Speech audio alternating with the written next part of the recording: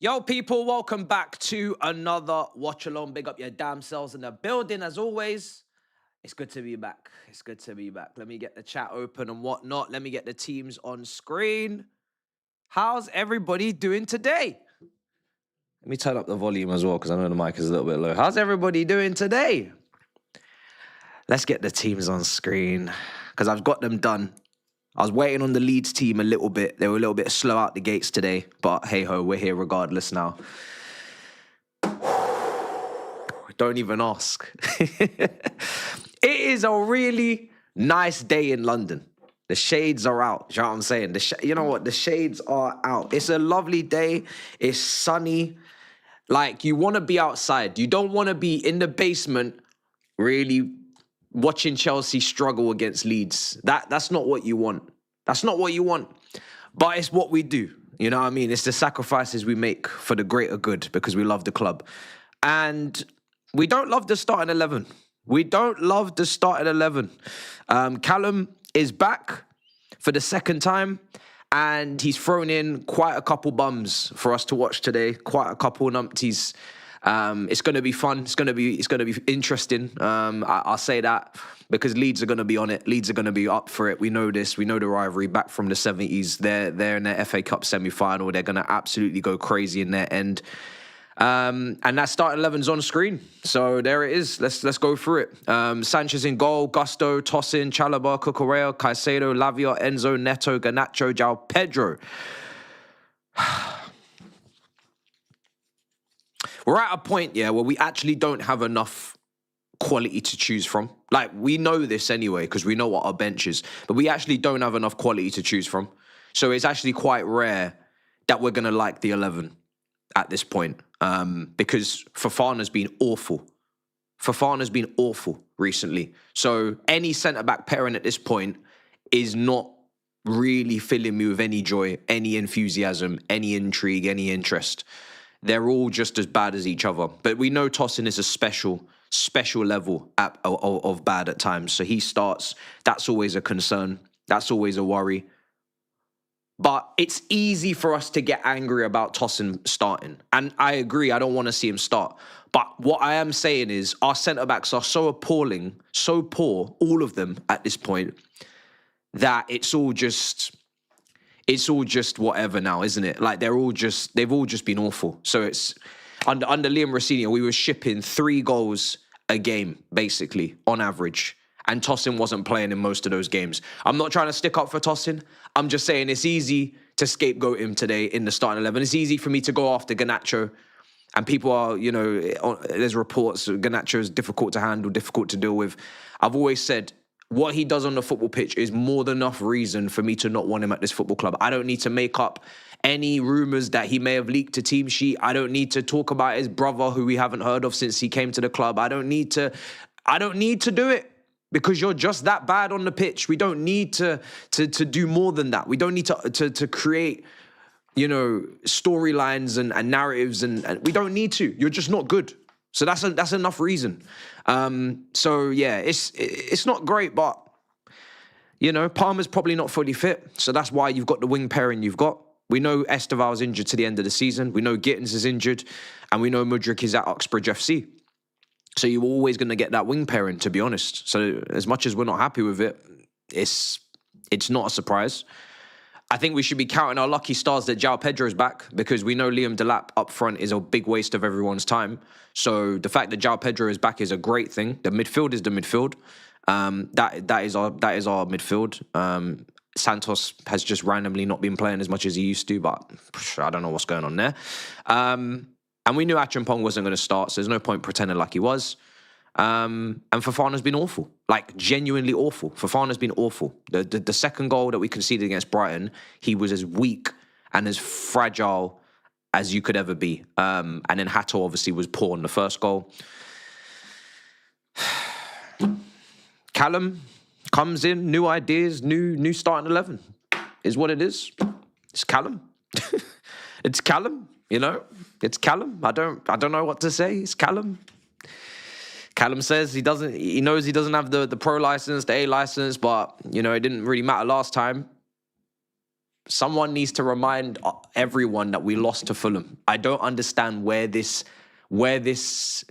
like, I don't know where this comes from, that we had a good spell. We drew against City. Okay, cool. We lost to Fulham. 1 point from 2 games under Callum in the interim. Not 3 points, and you were always going to lose to City. Not 4 points. 1 point out of 6. So I don't understand. I don't understand why people are reminiscing on this like it was a great period. We just lost and drew. We didn't win a game. But yeah, hey ho, we're here. We need to win. We need to win. You know, we need to win this game, chat. We need to go to the final, man. It's all we've got for the season. Yes, going up against City in the final would most likely be an arse whooping, but you would only know that if you actually got there in the first place. I don't know what date the FA Cup final is. I tried to kind of flirt with the idea that maybe Man City could be drunk after a Premier League title win and then they turn up for the FA Cup final intoxicated. Obviously, there's no Jack Grealish, there's no Kyle Walker, so that doesn't help in terms of the after party of the Premier League. Those two usually are front and centre, leading the charge for the different spirit levels, the different beers, the different alcohols. They're usually the ones that get the party started. So we might not even get the level of intoxication we're looking for from Man City anyway, without those two spearheading it. But I'd like to think that other players would stand up and be accounted for in that party. You know, I'd like Pep is a madman after party. We've seen the memes, we've seen the clips. So Pep, you need to rise. You know what I'm saying? We need Pep to rise. Who else is there? Who else is in that squad that could really take things too far? You know what I'm saying? I need something, man. I need something. But now they're saying, yeah, the FA Cup final is before the final day. So yeah, it's woke nonsense. Why is the FA Cup final not the last game of the calendar in the English football season? What's going on right now? The FA Cup is meant to be the last game of the calendar. Can we keep some tradition in this country when it regards to football, or we've completely cooked? God, playing the FA Cup final before Premier League is finished is insane to me. It's so crazy to me. You know what I mean? It's so crazy to me. Oh dear. All right, cool. Let's see. Why do you cover your tears with your glasses? We're not crying yet. We're not crying yet. You know what I'm saying? Don't get ahead of yourself. We're not crying yet. We've got a long way to go before we start shedding tears.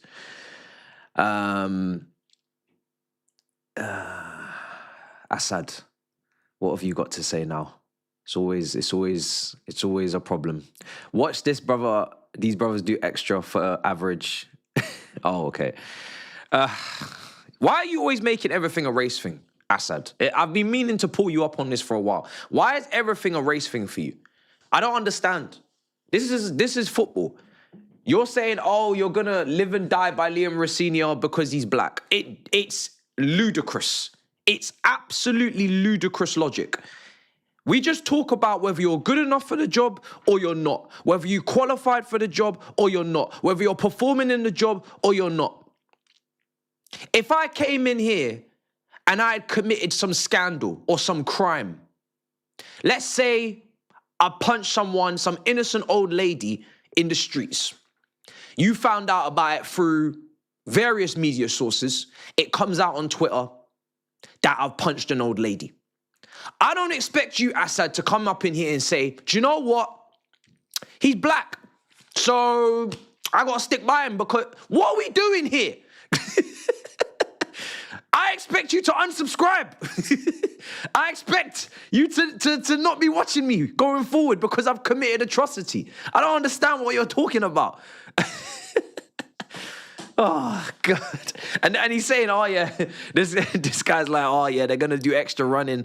I'm like, bro, we already know Callum's not qualified for this position. We already know that he shouldn't be in this position. It's not new information to anyone. It's quite actually widely known. And Liam Rossini wasn't good enough for the job. I'm sorry. It's as simple as that. I don't know what more you want. The results spoke for themselves. We couldn't score. We couldn't stop conceding. If that's not a recipe for disaster, I don't know what is. You know what I mean? I don't know what is. Leave the underbelly before the underbelly leaves you. Oh my day. Without João Pedro, Chelsea finished 14th this season. I mean, yeah, if you take Haaland's goals out of City, you take João Pedro's goals out of Chelsea, you take Raya out of Arsenal's goal, you take all key players out of a key, you take them out of a team, it's gonna be detrimental. It's gonna be problematic. Why even bother watching? Whether we're gonna play shit. I'll be honest, I've said this to you guys before. I can't help it. I can't help it. I was thinking about this the other day, like, if I wasn't watching it here, I would be watching it anyway. I'd be at the game, or I'd be watching it anyway, or I'd be watching it with you. There is no way I'm not watching it. And that really is the situation that we find ourselves in as football fans. A lot of us, like, we are watching this regardless. I keep telling you, if we were in the Championship, if we were in League One, we would be watching it anyway. Like, it doesn't really matter how dark it gets. I'll be honest. I'll be watching it. We would, if the only way I wouldn't be able to watch it is if we went under administration and there was no club left. And then I wouldn't be watching anything. And then, okay, there's nothing to watch. And then everybody's going to have to start up a new club. And I don't know where we're going to go, what league we start in and all that. #United. But that's literally it. That's it. Like, I can't not watch it. So, yeah, it is what it is. It is what it is.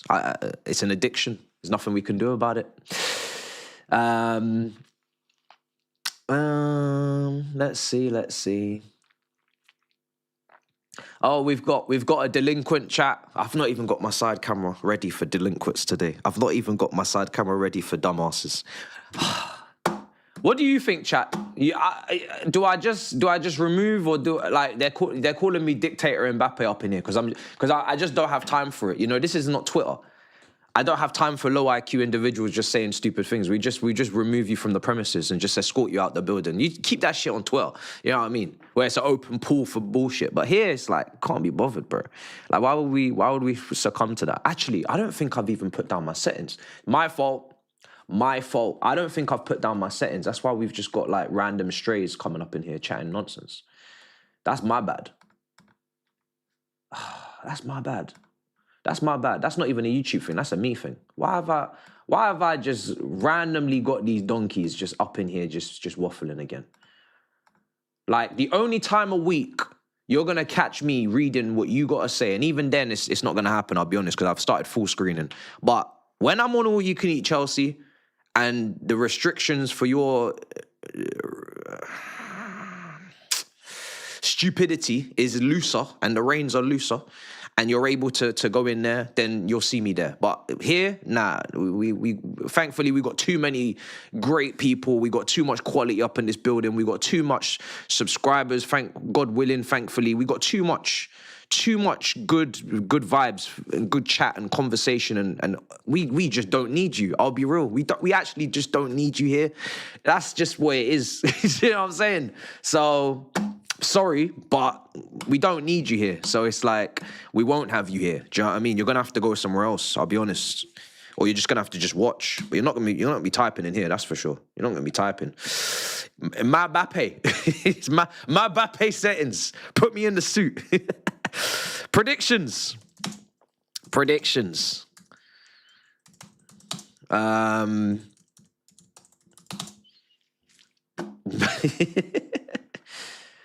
Instead of far, they're being on more. Far. It's just more now. It's just crazy. It's just crazy. Draw. Leeds win. Chelsea win. Draw. Leeds win. Yeah, let's just start with that. And then go from there. Let's go. Let's start from that.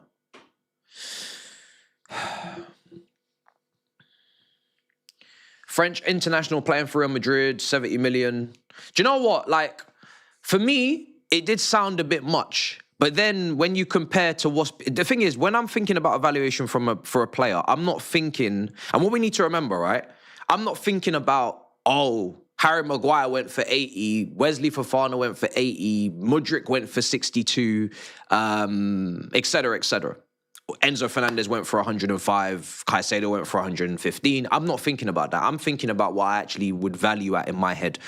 Because what we always do as football fans when we're talking about valuation for players is we always just go off the worst case scenario.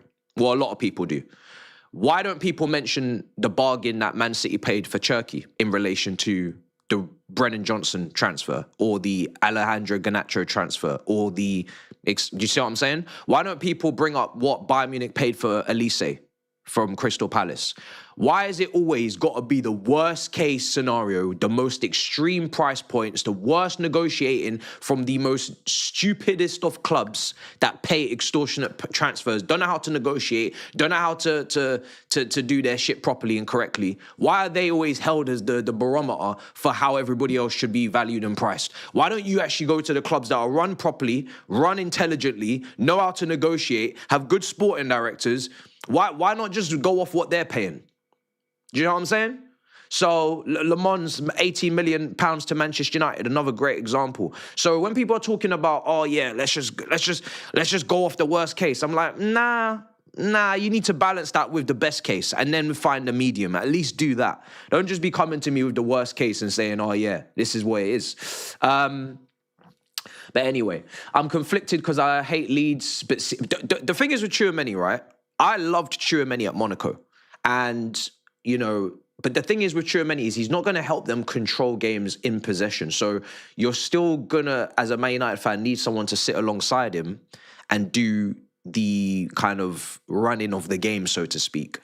And I don't know, you know, who that would be next to him, but they've got to get that balance right because they don't want to find themselves still not being able to control games or whatever they plan to do. You know, but let's see. I'm not that they're going to get him anyway, probably, but hey-ho. I'm conflicted because I hate Leeds, but seeing your team lose is funny as fuck because of your reactions. You're obviously a Man United fan then, innit? Yeah, you must be a Man United fan. If you hate Leeds, then yeah, I think you must be a Man United fan. But then again, everybody seems to hate Leeds. Everybody seems to hate Leeds and everybody hates Millwall. Those are the two teams that everybody just seems to unanimously hate. Outside of the big teams. When I say big teams, I mean not traditional, media big six. Would you take Jackson back? I've answered this before, but what I say on Jackson is it is a last resort. I've already kind of said throughout his whole stint at Chelsea, what he offers, what he brings to the table, why I don't think he's a bum, why I don't think a comparison to Gabriel Jesus was a disrespect to Jesus, as some Arsenal fans thought it was. But I've also said that he's got weaknesses. He can't shoot, like his shooting technique, mechanics are not great. He's not a finisher. Like even a Batshuayi, even a Loic Remy, when you go back through our history and you look for just finishers, those were good finishers, right? Both feet, picking out corners of nets, good technique. He's not good aerially. He doesn't anticipate shit coming across the box very well. So as much as he does everything outside the box very well, he doesn't do things inside the box very well. The only way I would take Jackson back as a second choice to João Pedro is if we went and got goal-scoring wingers and we played a very kind of fluid, interchangeable front three, like a PSG. If you're not going to play that way and you're going to stick with your Netos who are going to cross an inshallah, and you're not going to get any quality on the left, you're going to go with Gittins and Garnacho, then you need to get a ruthless kind of box killer striker in the middle to balance out João Pedro. That's the only way. But, you know, I don't know. For me personally, it's like I feel like that ship has probably sailed anyway.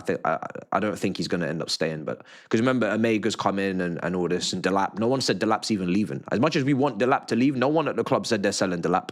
So let's not get ahead of ourselves. Yep, United fan, big up to you. What's going on? Do they hate each other? Oh, I'm sure they do. There's no way Leeds and Millwall don't hate each other. It would be impossible.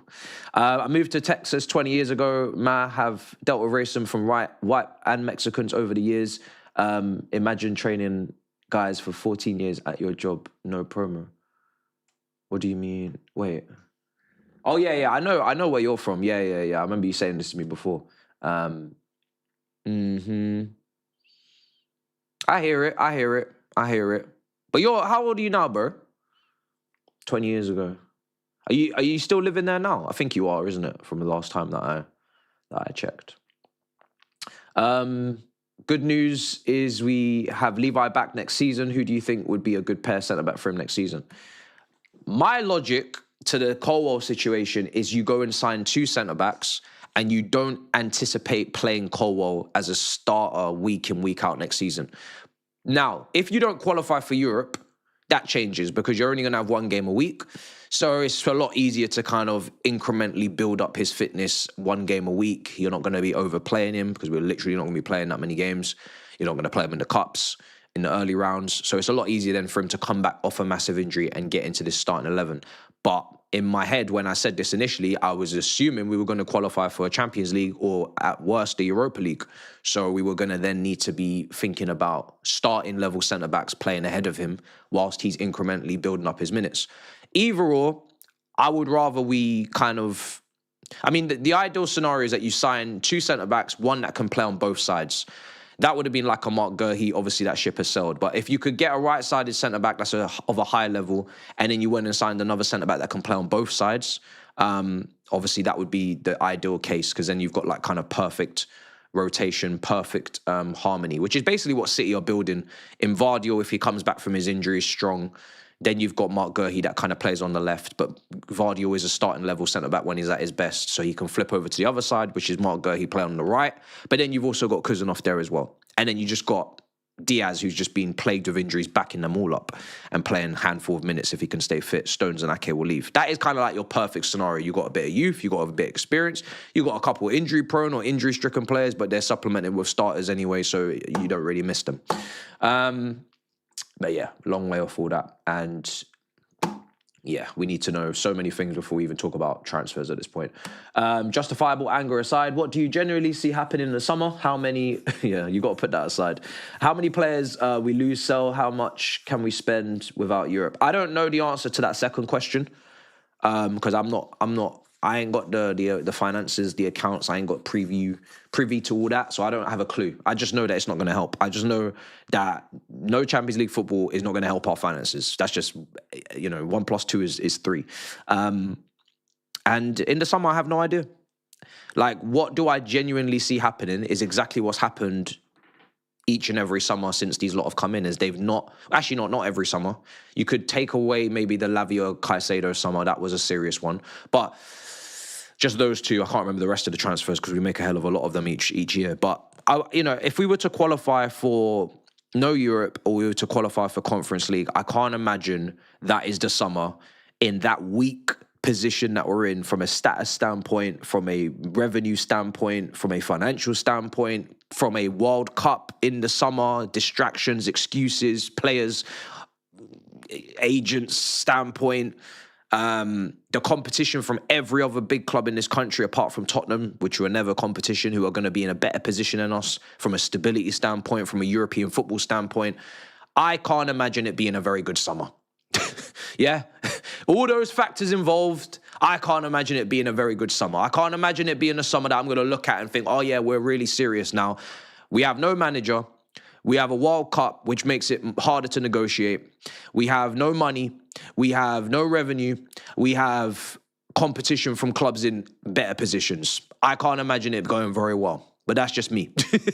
Sorry to be a Debbie Downer, but that really is just the reality of the situation. We are, out of all the big 6 clubs, bar Tottenham, in the worst position right now. We are the lowest out of everyone. We have the least money, I would assume, out of all of them now, because we've spunked a hell of a lot of the money already. And we have terrible directors, and we have no manager. So it's not really a good time to be trying to convince people to come to Chelsea. I'll be honest. Where you were always right about Liam Rosina. To be honest, bro, there was nothing really to be right about. It was just plain sight and obvious. It wasn't a wild opinion at the time that this was an irrelevant appointment, that he was way out of his depth, that he is fast tracked into a position he doesn't really deserve it and hasn't earned, because no other top team in the world would be going for Liam Rosina when we went and brought him in. And then on top of that, no preseason, no time to work with the players because it was immediately 2-3 days between games for Carabao Cup, Champions League, FA Cup, Premier League. And yeah, it was just, the writing was on the wall from the moment he signed the contract. It was just, it was too easy, bro.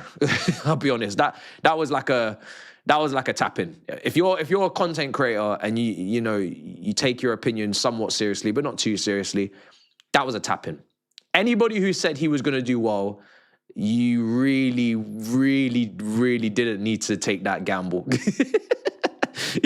You really didn't need to take that gamble, I'll be honest. That was a tap-in.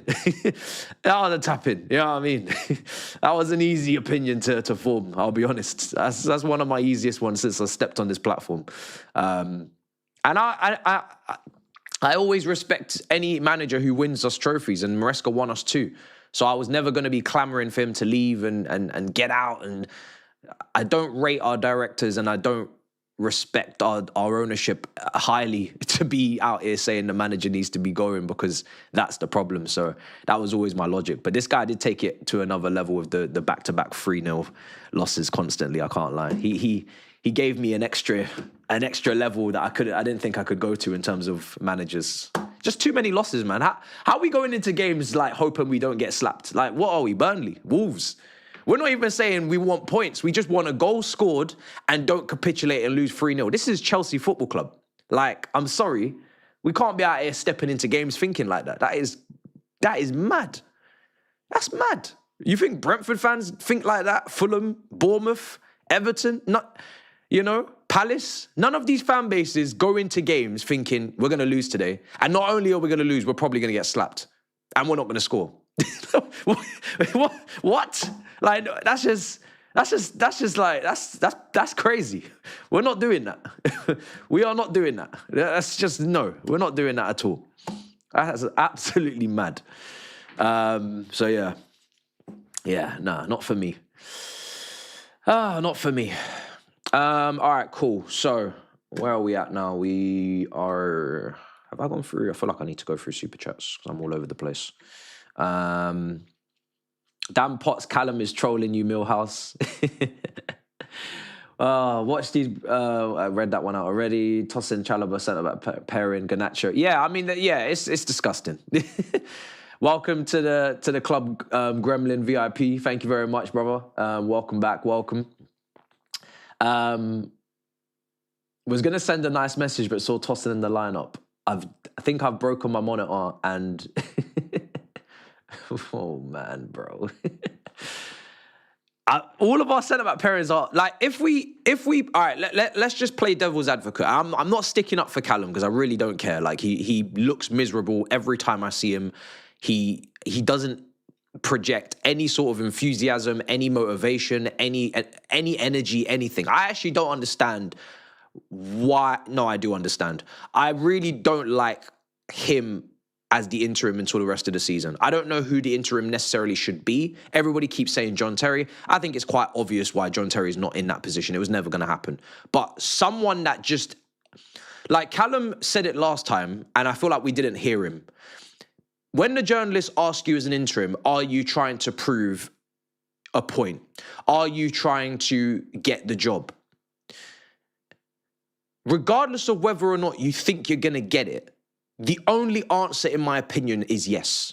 Because if you're not trying to get the job, if you're not trying to prove a point, it just sets such a terrible precedent in terms of energy and enthusiasm.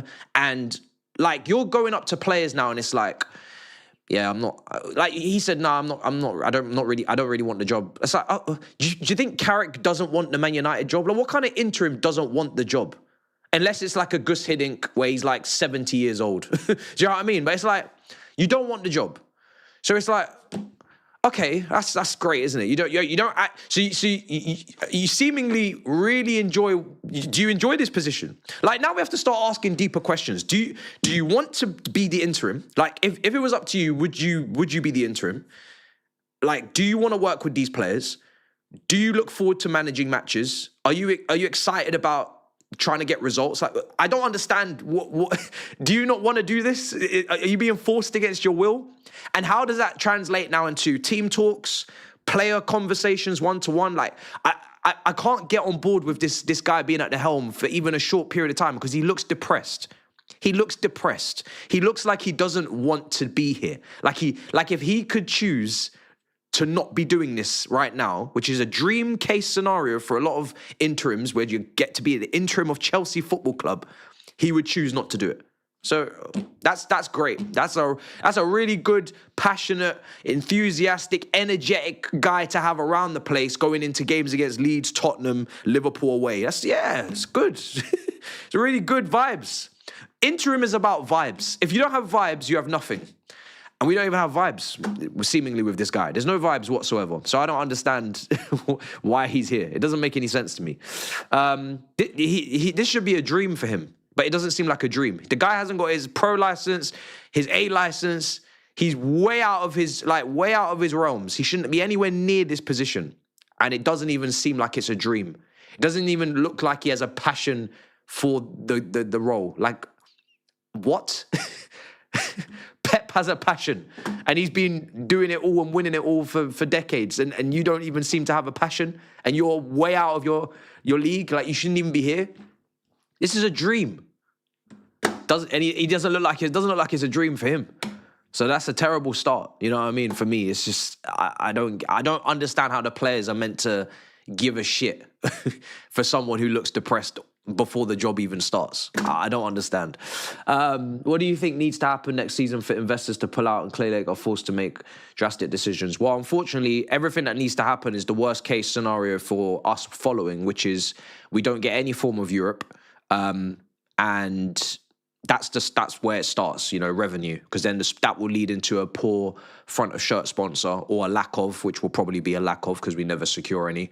And then money starts dropping from there, and then you have to keep up the protesting. You got to pray that the gate receipt situation or some sort of noise is made on the ground level at match days and stuff like that. But again, I don't tell people what to do with their money because this is not my place.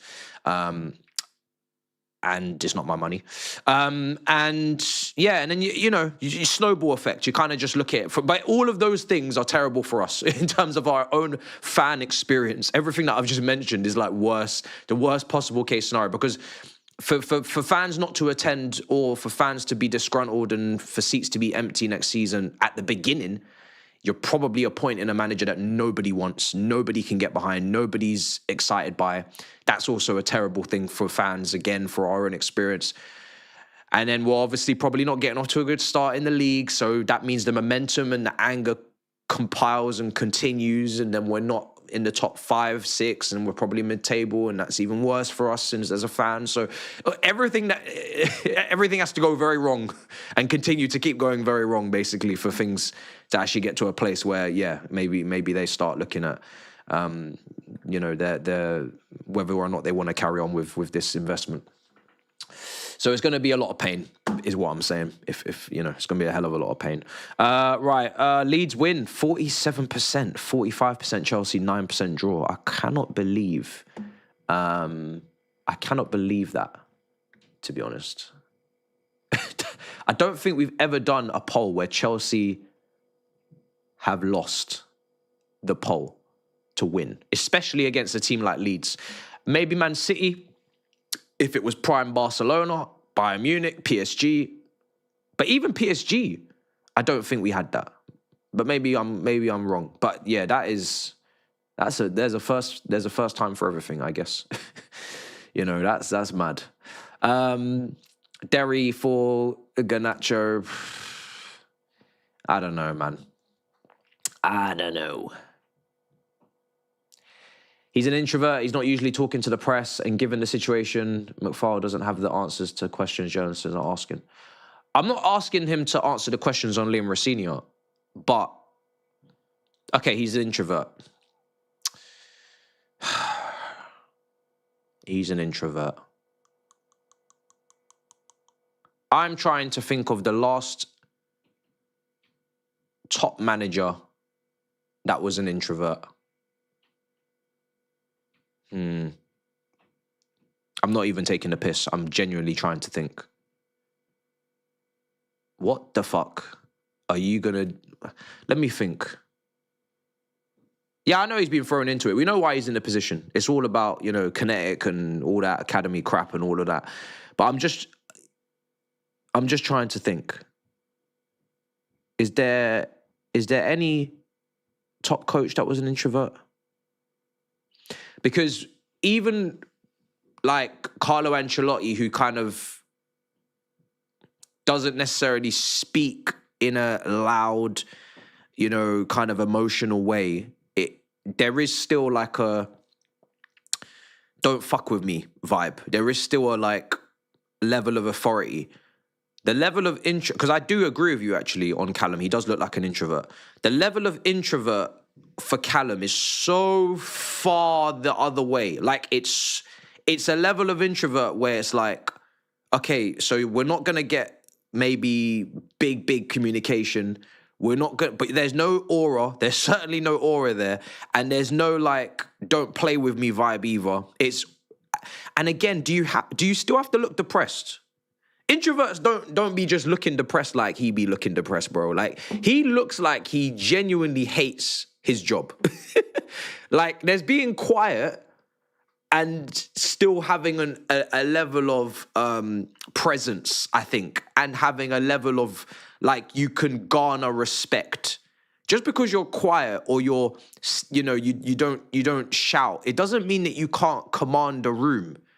In my opinion, this guy looks like he doesn't even like work. Like he doesn't like his job. There's a different. It's not the same for me. It's not the same.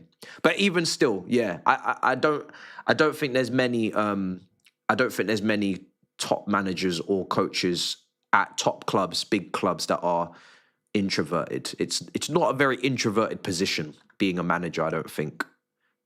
You are going to have to talk to the press, yes. That is your job. You're going to have to do interviews. That is your job. So, yeah. But, yeah, an introvert being in a big public figure position, you know what I'm saying? And then not having any credentials behind him or any sort of legendary status in the game, like a Zidane, if you've just referenced him. Zidane doesn't need to speak because he's Zidane. You know what I'm saying? Zidane doesn't need to speak because he's Zidane. You know? Like, it's Zidane. Like, this is what I'm saying. Like, some people don't actually need to say too much. Like, they speak for themselves. Just walking in the room, their presence, their reputation, their history, they speak for themselves. If you're at a training ground and you're a Cole Palmer, you're an Enzo Fernandez, and you see Zinedine Zidane on the first day walk into Chelsea with a suit and tie, and he walks onto that training ground in his tracksuit with his boots, and he's doing kick-ups in silence all the way over there, whilst his assistants and his coaching team and coaching staff are telling you what the players for the day in terms of, you know, what drills we're doing, what we're going to be going through tactically, whatever. Zidane, his mere presence, just being over there in his own world, doing kick-ups or standing over there watching over everything going on, that's enough. You think the players ain't... That's fucking Zidane. Yeah, I know, bro. It's fucking Zidane. Bro, can you believe it? It's fucking Zidane. You know what I'm saying? Like, that's it. You think they're not going to try to impress Zidane? Zidane comes over to you. You're good.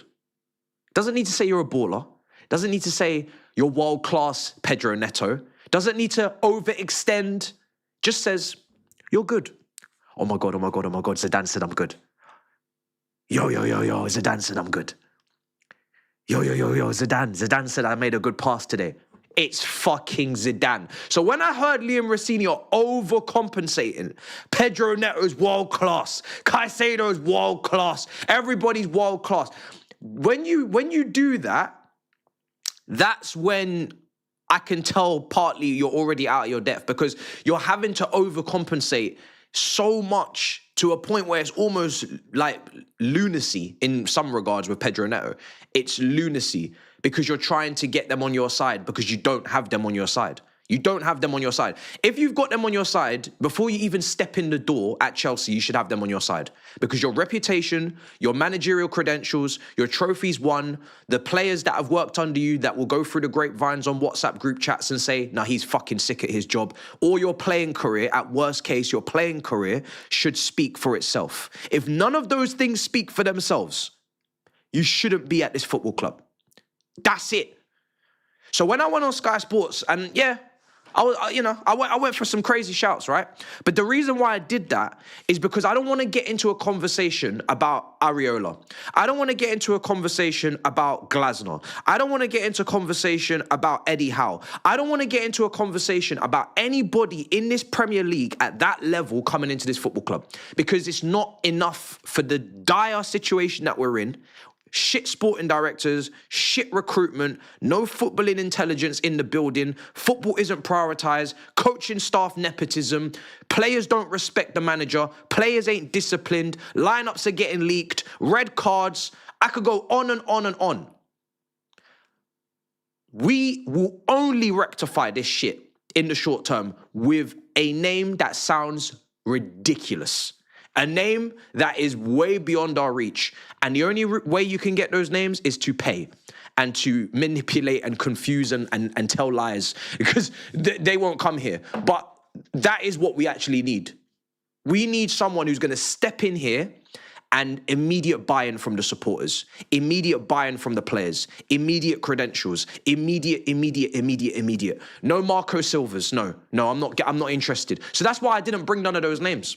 The lowest of the low I could go to was maybe your Fabregases, your Xabi Alonsos, your Xavis, your players that have won a hell of a lot in their career, highly regarded, highly respected. Some of them are doing well as managers. Two of the three of them have already won as managers, and that's like as low as you can go, because those guys may be the players, as soon as they see them, they'll be like, oh shit, yeah, that's Xavi. Oh shit, that's Xabi Alonso. Yeah, that's Fabregas. A lot of respect there. But they're still young, they're still learning. That's as low as you can go. No lower than that. No lower than that. Or no other variation or type of manager than that. And that's just it. And, unfortunately, the names, yeah, they are wild and they are unrealistic, but they're only as wild as unrealistic as Blue Co has made them, because we have fallen to a position where we can't even chat to these men.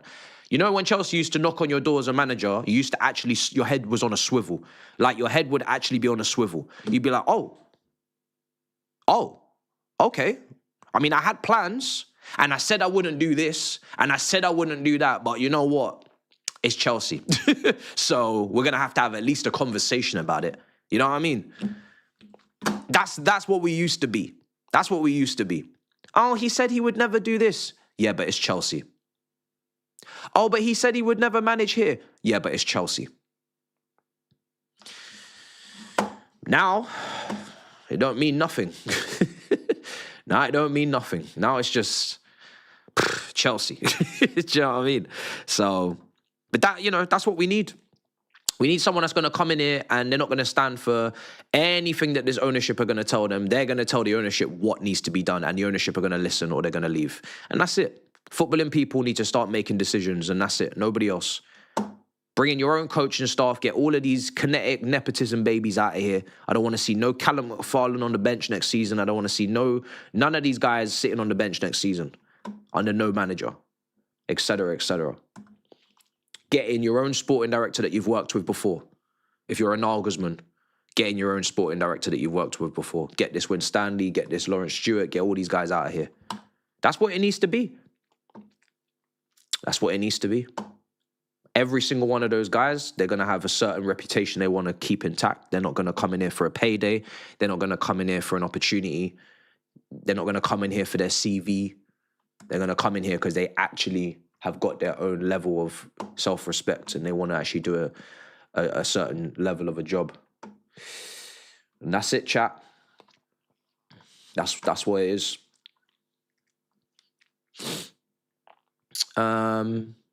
Yeah, it is really unproven. It is. It's a risk. It's a risk. But hey ho.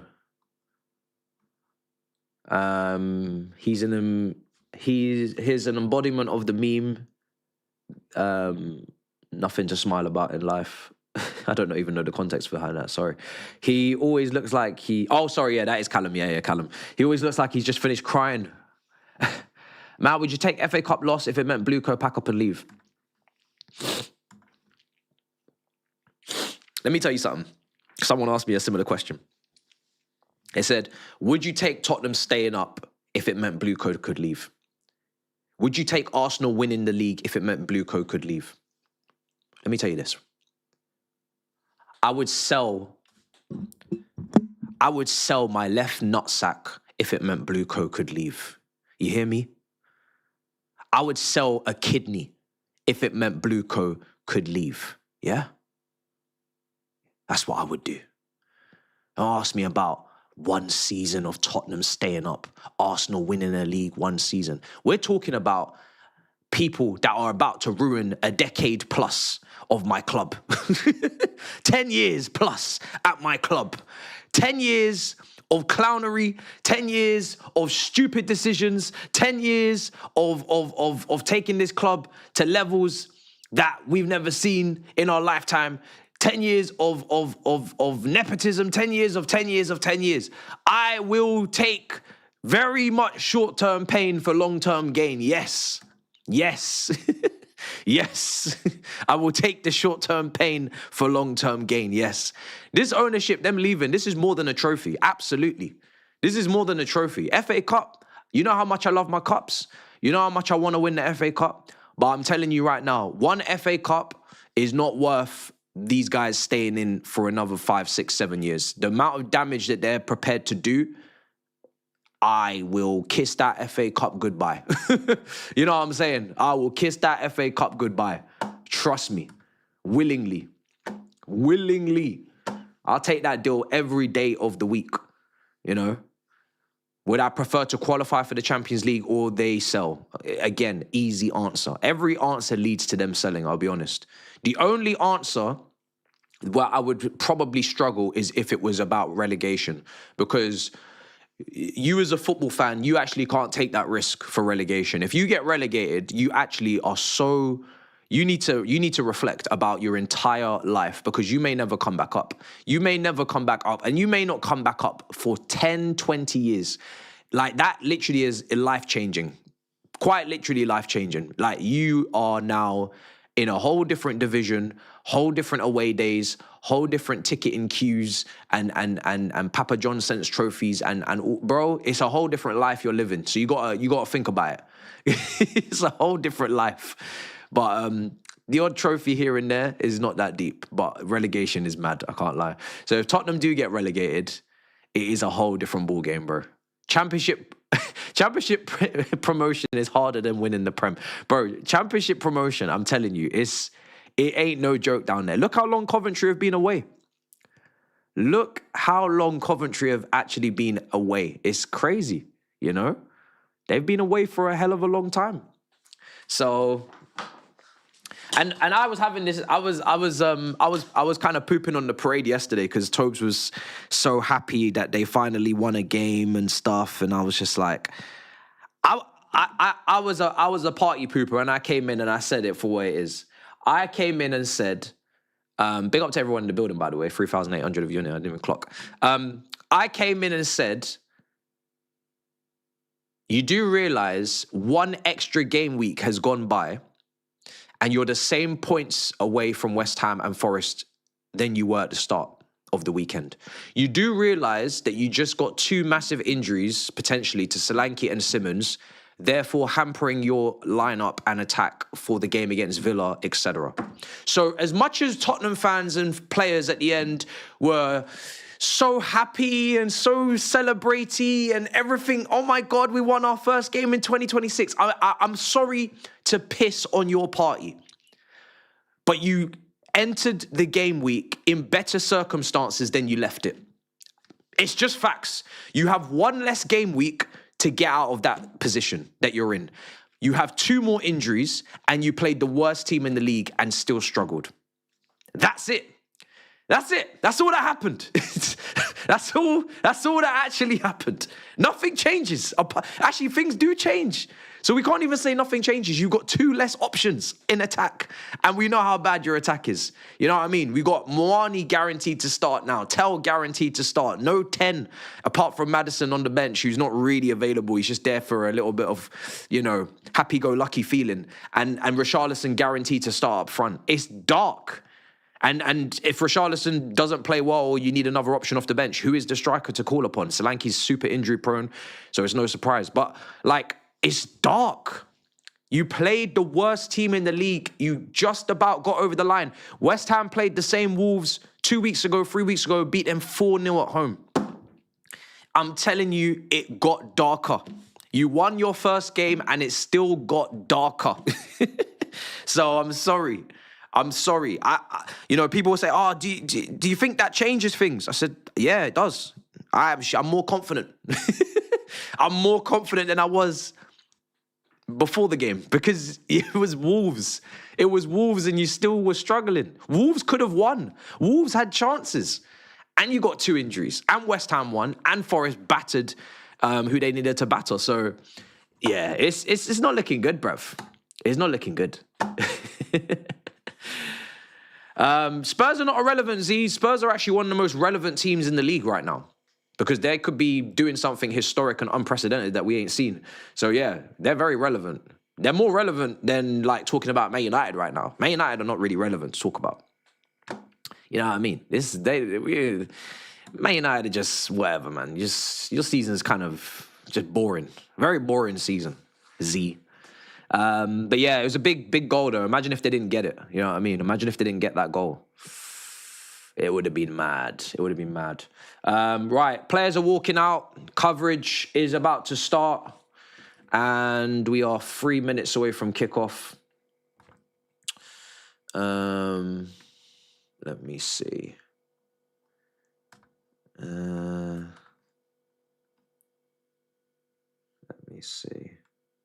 I need West Ham to go to Brentford and win.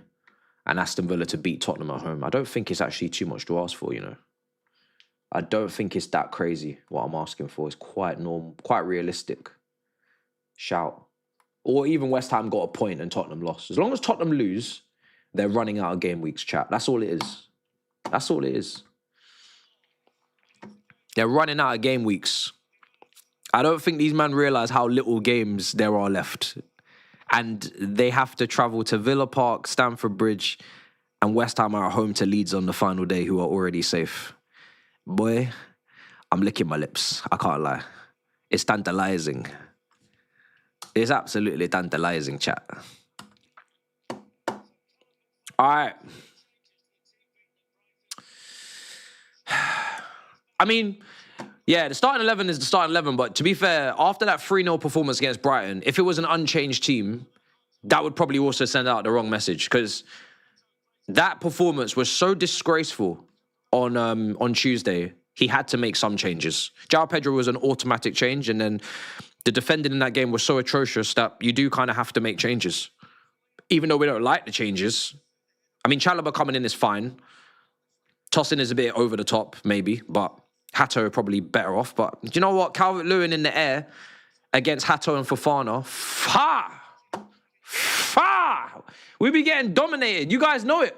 In the air, Calvert-Lewin against them two, fragile, young, itty-bitty. Nah. So, damned if you do, damned if you don't, to be honest. But Wembley's a big pitch, and if Tosin gets caught, aye. If he's treading grass on Wembley, big pitch, boy. Better, boy. Boy.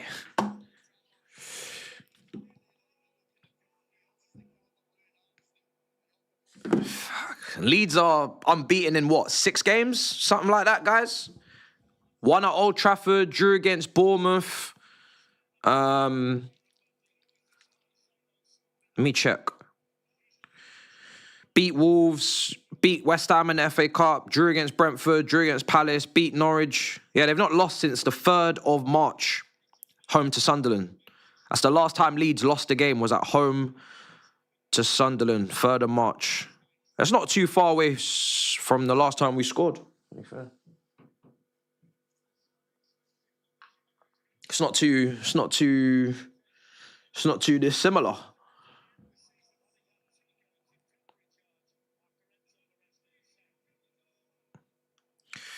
Today is just about getting to the final and giving ourselves mad hope and cope about playing Man City in a final. That's literally all this is. It's all we have, that's all we need, that's all we can.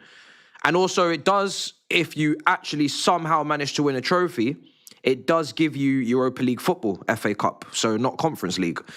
So again, yeah. We're going to kick off soon. And yeah, this is going to be interesting.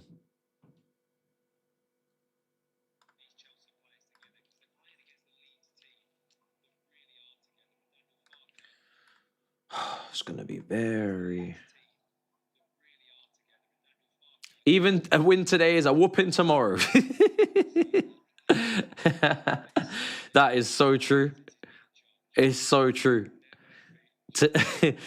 If Man City do a treble, we are in the pits of hell in terms of Farmers League, guys. I'm telling you. Right.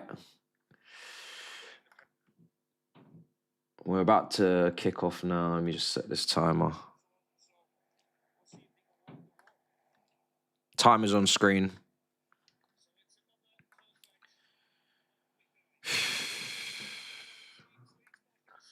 Come on.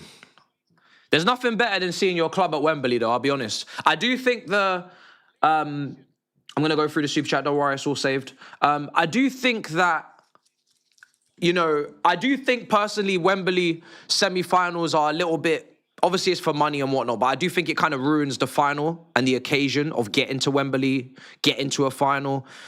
I do think the Wembley semi-finals should be at a neutral ground, or they should be maybe even at the Millennium Stadium in Cardiff, just somewhere else. But yeah, when you see your team at Wembley, it just feels special. You know what I mean? It's hard not to reminisce about our Wembley wins with Drogba and Lampard against Everton and Matic long shots and Drogba against Arsenal and United and Liverpool. And it's just difficult not to reminisce when you see that kit at Wembley. I'm not going to mention all the losses. I'm not going to mention all the losses, but yeah, because it's a lot. Yeah, City playing there every year. I know. Yeah, City play there every year. I know. It's mad. We conceded a free kick on the edge of the area. I don't know if has Caicedo already been booked for that? Or is he going to let him off? It's a bit early to be picking up a booking.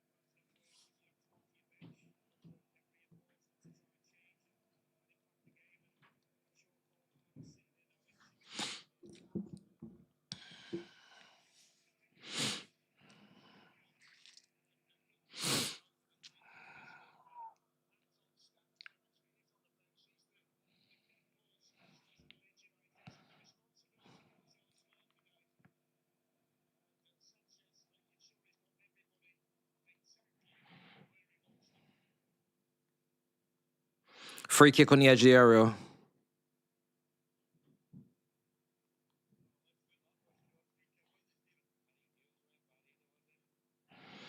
Boy, do you know what? The amount of time they're taking for this free kick. Like, boy, you'd think it's about to hit the back of the net. The amount of time they're taking for this free kick, you'd think this is about to hit the back of the net. Like, how much time are we going to take?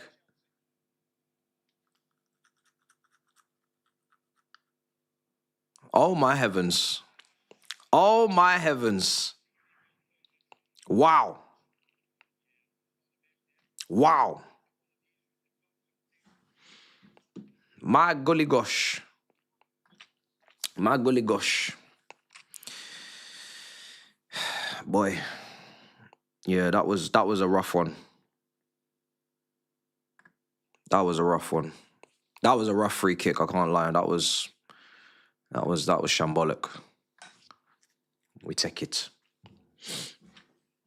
Yeah, get rid of the fake scores. Thank you very much. Don't know how that's even still making its way in, considering it's on a 10-day subscriber limit right now.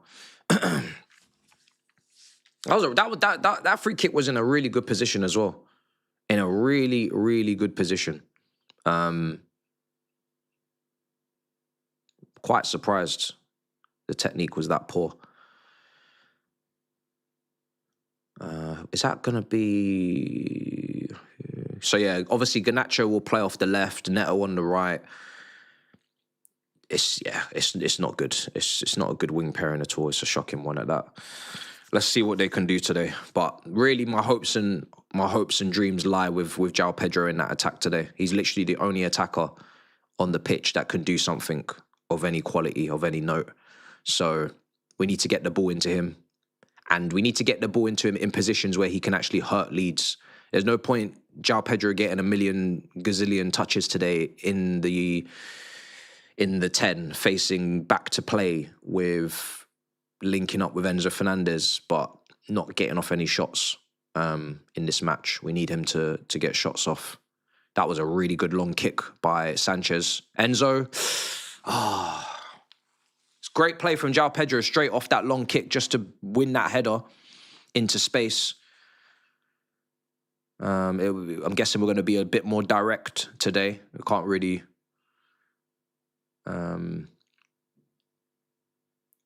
Oh, go on.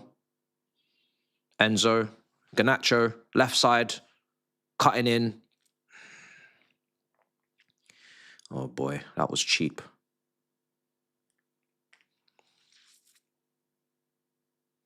I think I said marginally we would win the game, especially after the manager was sacked, because I was just thinking, okay, I mean, it can't get any worse in terms of results. They were clearly not playing for him. Chalobah and Liam Rosenior came out with completely different opposing post-match analyses from the match. One is saying that the players didn't try. One said the players tried. So they could only really pick themselves up from here against Leeds and play differently at least. Here's Neto in behind.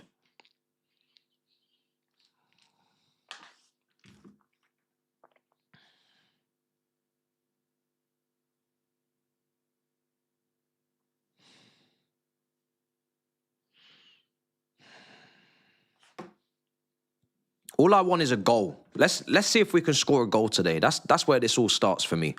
Enzo Fernandez, that's poor. That's so poor. So poor. Especially for someone of Enzo's quality, when he picks up the ball in that area, you expect the delivery to just be on point. That's where we're trying to work it as a team. If we can work it into that zone for him, and he's meant to be and has to be one of our best players in this pitch, and one of the best players on the pitch today. That's where you've just got to put that ball on an absolute, on a sixpence for the João Pedros of this world. Can't be out here knocking out a play from there. I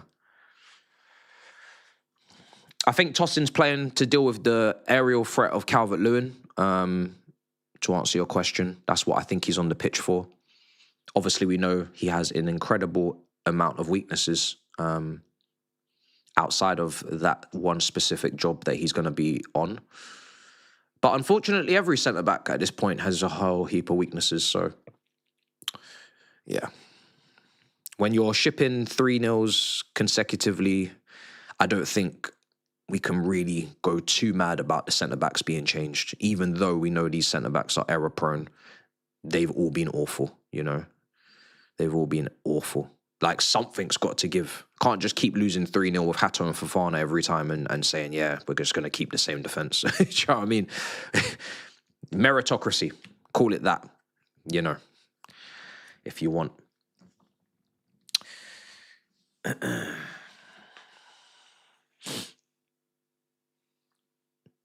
What time is Milan v Juventus? I won't be doing a watch along for sure, but I didn't even know that was on. Inter Milan are still top. Como are fifth, I think, fighting for Champions League. That league is so unpredictable, man. But I've heard that Leao could be leaving for a bargain for a cut rate.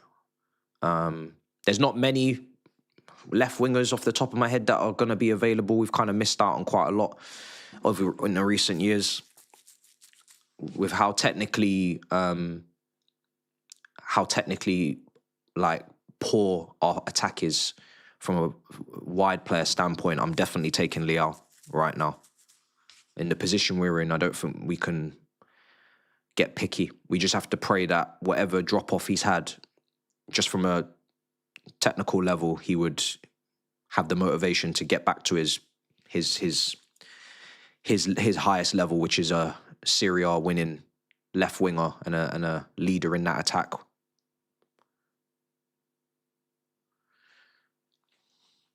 Because there's not much out there at this point.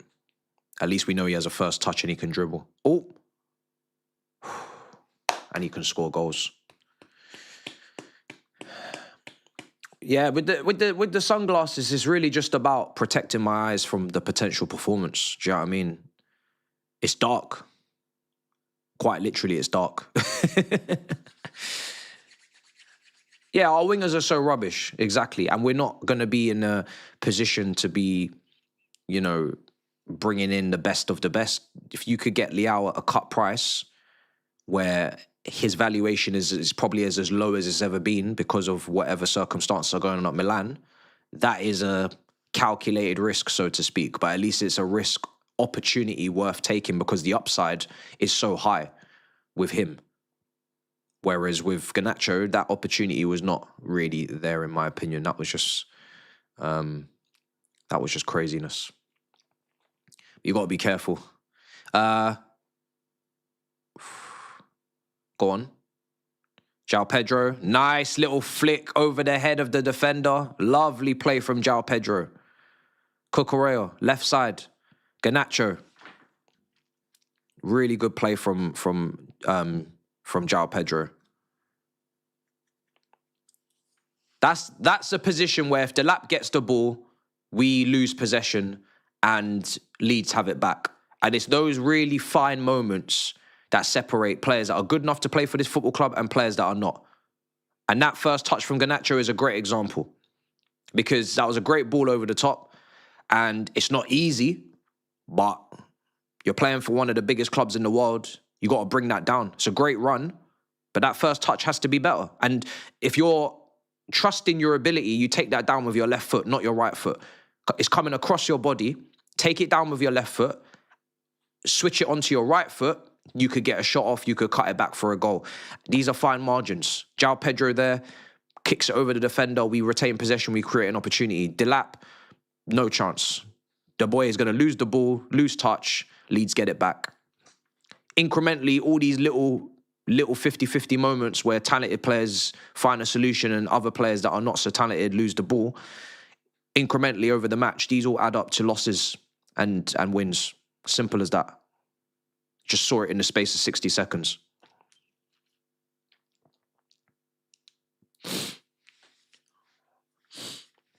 Would I take Matoma? He's still got 3-4 years in him. Yeah, I would. Again, we beggars can't be choosers right now. Again, just the guy can trap a football, the guy can dribble, the guy can score goals. Anyone who brings the technical level of the team up is I'm in favour. I'm certainly in favour. We got too many wingers that just can't do basics. Can't do basics out wide, you know.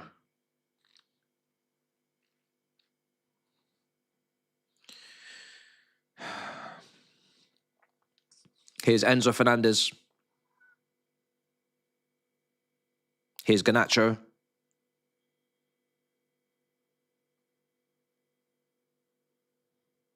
Cucurella. Garnacho. Headed away.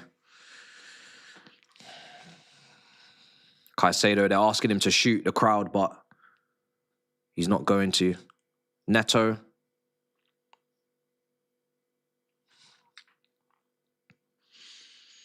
Come take Gakpo. Nah, Gakpo is not really a winger, in my view.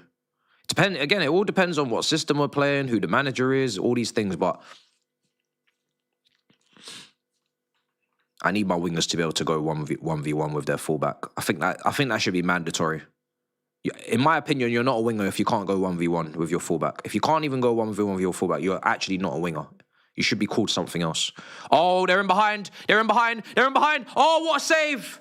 What a save from Sanchez. Oh, my days. Oh, my days.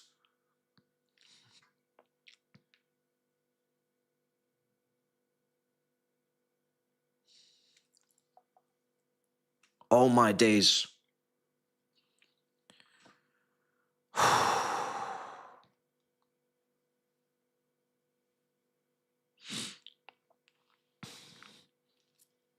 I actually thought they'd go 1-0 up. I really did. It's a great save from Sanchez with his feet. I thought they'd go 1-0 up. Such a good position. Such a good position.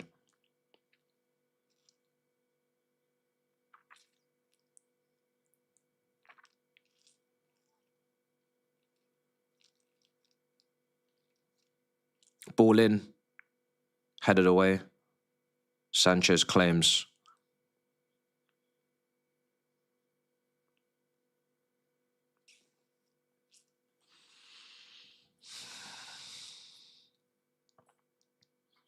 We've decided to play out from the back. Go long. Gusto. Good 1-2. Good touch, Gusto. You've done the hard part. And you fucked the easy part, man. Enzo. Oh, my days. Gusto did all the hard work. Just messed up the pass.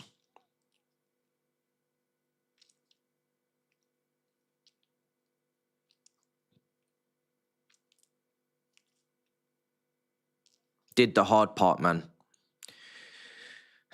So we got Lavia and Caicedo sitting at the base in front of this back three at times. Cucurella tucking in. Gusto obviously won't. He'll be high and wide. And he's linking up again in the midfield really nicely, you know, with João Pedro. He's got Neto to his right. João Pedro finds him. Shot blocked. It's a really good play again.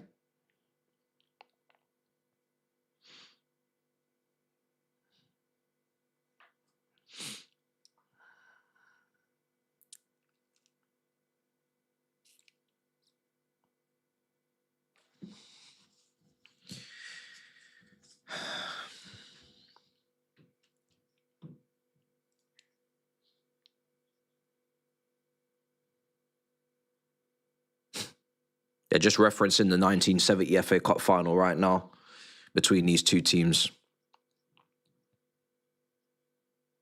Gone long. Nice tossing. João Pedro, bring that down. Good. Good. We're growing into the game. We're growing into the game slowly but surely. Got a bit of a foothold in the last few moments. Fucking hell, Cucurella, man. I thought, you got to be careful with Cucurella sometimes. He might leave something on the man. Next thing you know, you look on the replay and the studs were too high and we got a man sent off. When players go into challenges like that, it does worry me a little bit. Because I can see the foot and the studs just being a bit too high.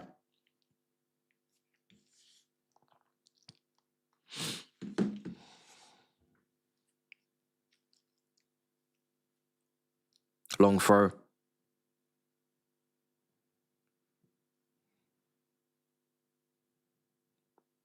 Here's Cucurella again.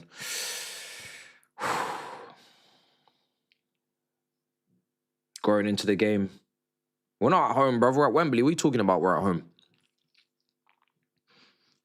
Man said we're at home.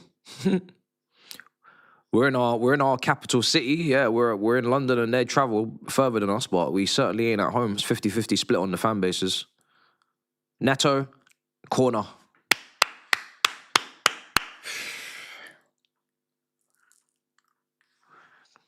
Needs to find that goal.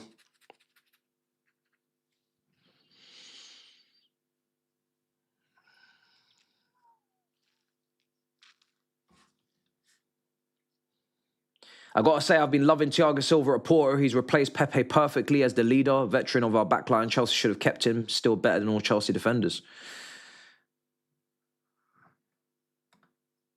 Oh my God, handball. That's handball, surely, ref. Lavia. Nah, they're playing on. But for me, that hand was awfully high and definitely blocked the ball from going towards goal. So I'm not really sure how it's at least not being checked. And I don't know if it was in a natural position. Yeah, I mean, listen, Thiago Silva is a generational defender.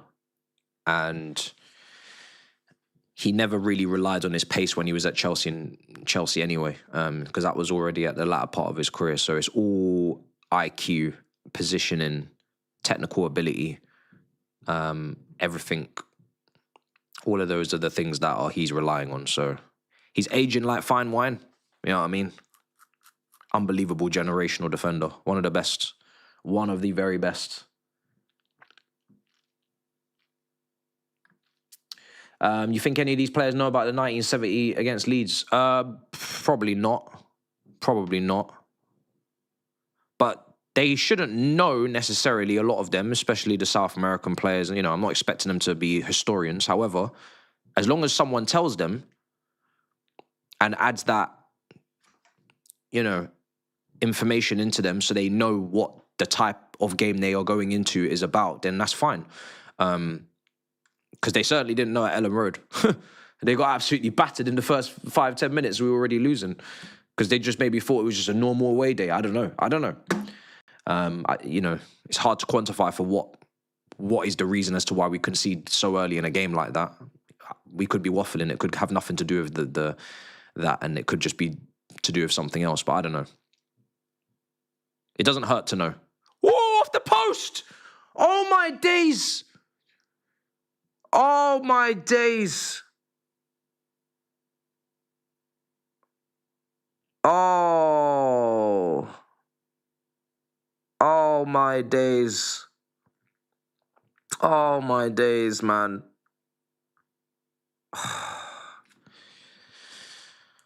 Oh. Agonizingly close. It's a great effort from João Pedro. It's similar to the shot that Eze had against City last week. Just hits the inside of the post, goes across the, not quite on the goal line, kind of spins back out and then out for a goal kick. I don't know what kind of spin he's put on that ball for it to be doing that, but very unlucky not to be 1-0 up. Not bad at all, the effort. Oh, it's 7:30. 7:30.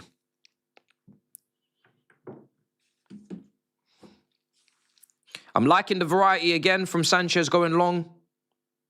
Neto. Oh, yeah. João Pedro's won it. Neto on the right. Put it in. Enzo. Yes! 1-0 to Chelsea. Box crashing. Goal scoring. Central midfielder. They be asking, what does he do? That is what he does.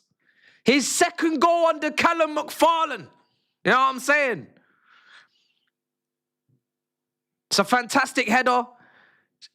And it's necessary and needed. This midfield, without him, would be far too flat.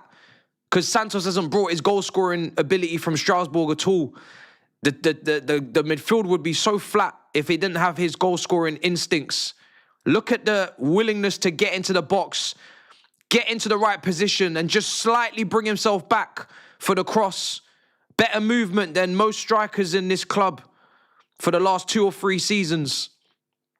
Great header, heads it down, 1-0. And people be saying, you know, we can be replacing this with Barco and that. You know what I'm saying?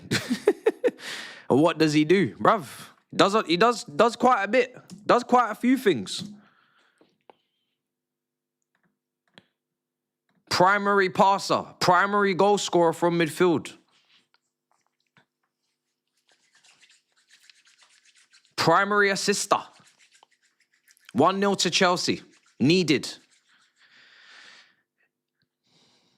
Wouldn't have been too long until I say we need to take advantage of the fact that we've been the better team since the kind of opening patch of the match with a goal, and they've scored.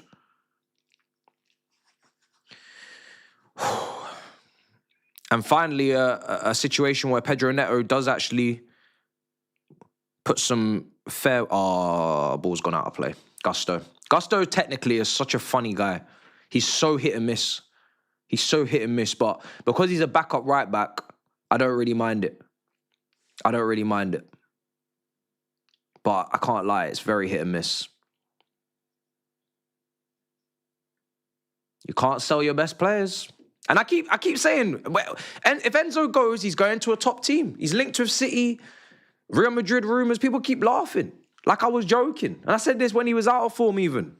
He's just one of them players that is going to a top team. That's it. It's just, I don't know how more to explain it to you. People say, oh, does he deserve it? Is he worth what we paid? It's not really important, I'll be honest. It's just where he'd be going. That's where he'd be going. Let me get my drink. People asking for a red card. VAR.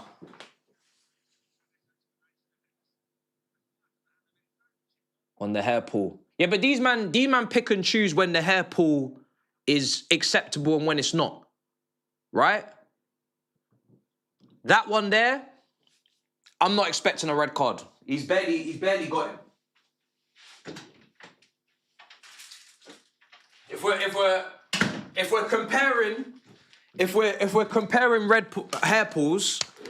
we're comparing hair pulls, he's barely grabbed his hair that time. Whereas other times, man them have tried to yank the hair from the roots of the scalp out of a man's head. So, I don't know.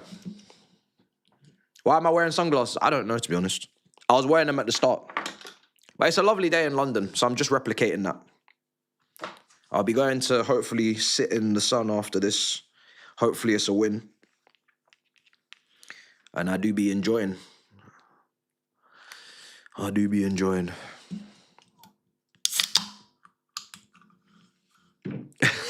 Man's collecting snacks like he's on Sidemen Inside. That's funny. That is funny. It's needed, bro. 26 minutes gone.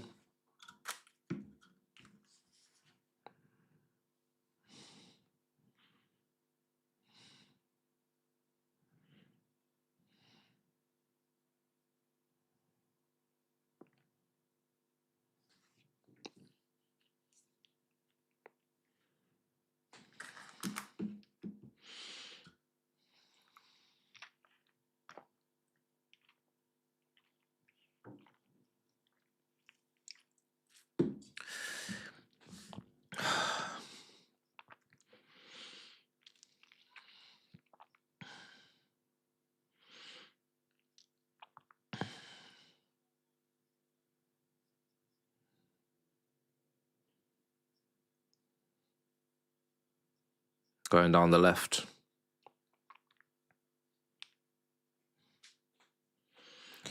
Another free kick for Leeds. By the way, us just scoring a goal is progress. We've scored a goal. That's the first goal we've scored outside of the game against Port Vale in...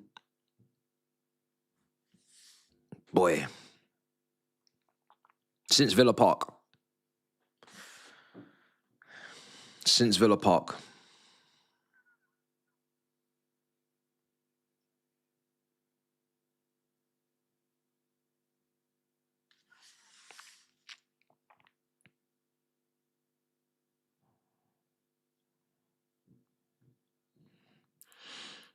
Free kick for Chelsea.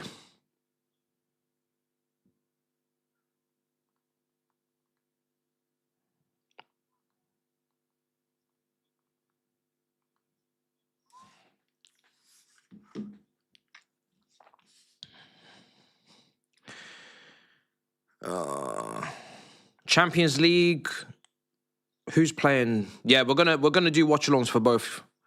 We're gonna do watch-alongs for both, guys. I've just seen Champions League semi-finals. Yeah, we're gonna do watch-alongs for both. I think it's time. I was a little bit ill for the quarterfinals. It was dark, but yeah, we're much better now. So I think perfect time to lock in for the semi-finals. Man said, just say hate-alongs. I don't need to say that. Just again, two very interesting games that we need to be observing. João Pedro, wide. João Pedro's on it today. I said I wanted to see him in shooting positions. I wanted to see him in areas where he could affect the game and hurt Leeds, not just doing all the stuff outside the box and not actually getting any opportunities to shoot, which we've seen so many times this season. But yeah, he's been very much where he needs to be. He's getting loads of shots off, and all of them are well thought out, and you can see the vision. I'm quite happy to build next season with what he's done this season up front, which is a relief, because I wasn't sure if we were going to be able to say that at the start of the season at all. His track record and what he has a danger to become because of the technical quality he has, it's always a danger that they almost obsess too much with touches and what they do outside the box and not enough of what they're doing in the box. And they don't have the instincts, but he's had a lovely blend of both as the season's gone on. So it's good. We have one position we can go from now in that attack. I do want another striker, absolutely. But now it changes the type of striker that we have to go and get.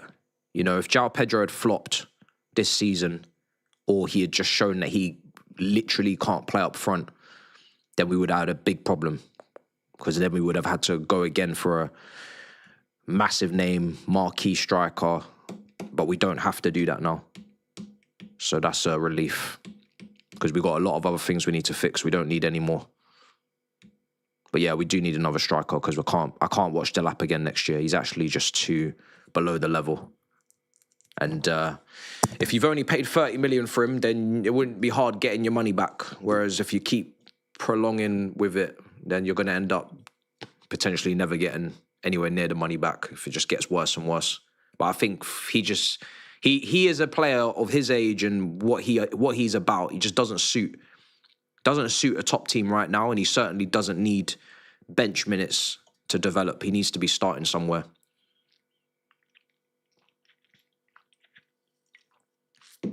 Yeah, the marquee striker market is honking. I've not seen. I'm not going to hedge my bets on Omega because he's been injured anyway. He's been injured, so yeah. If it was me, I would not have done the transaction. So I'm not gonna include him personally right now. We'll see in pre-season if he can change minds, but it's not really a transfer that we're doing, in my opinion, because we want to improve this team tenfold and take it to another level. We're just doing it because it's easy to do, and it's within our own multi-club model. We don't want to miss out on the potential profits.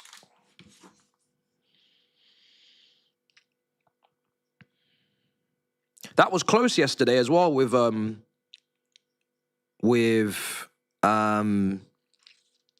Man City. We were almost facing Southampton potentially in a final. That would have been insane. I mean, it would have been no disrespect, it would have been the easiest run ever for a FA Cup final. and then a potential win. If I'm going back through the teams we've played, I think we've played Wrexham, we've played Charlton, we played Port Vale, I think. Who else have we played? Obviously now Leeds. Like, we really could have potentially had the easiest FA Cup run and win of all time. If we win this game, and if Southampton had gone through, it would have been a madness. Q to Strasbourg. Boy. Can do whatever you want with Q. I don't really care. Here's tossing. Cucurella. Caicedo. Oh, great play. Great play. João Pedro. Oh, no. Good block, tossing. Tossing's been good today so far. Not had no problems from him so far. Palmer and Pedro are here.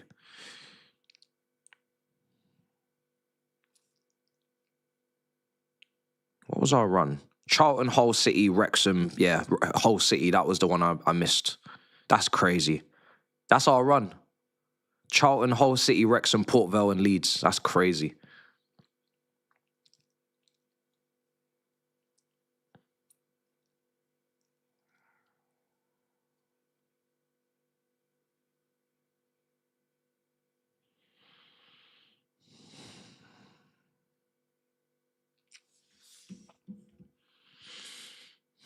Yeah, decent so far, but we need a cushion just to account for any bozo moments.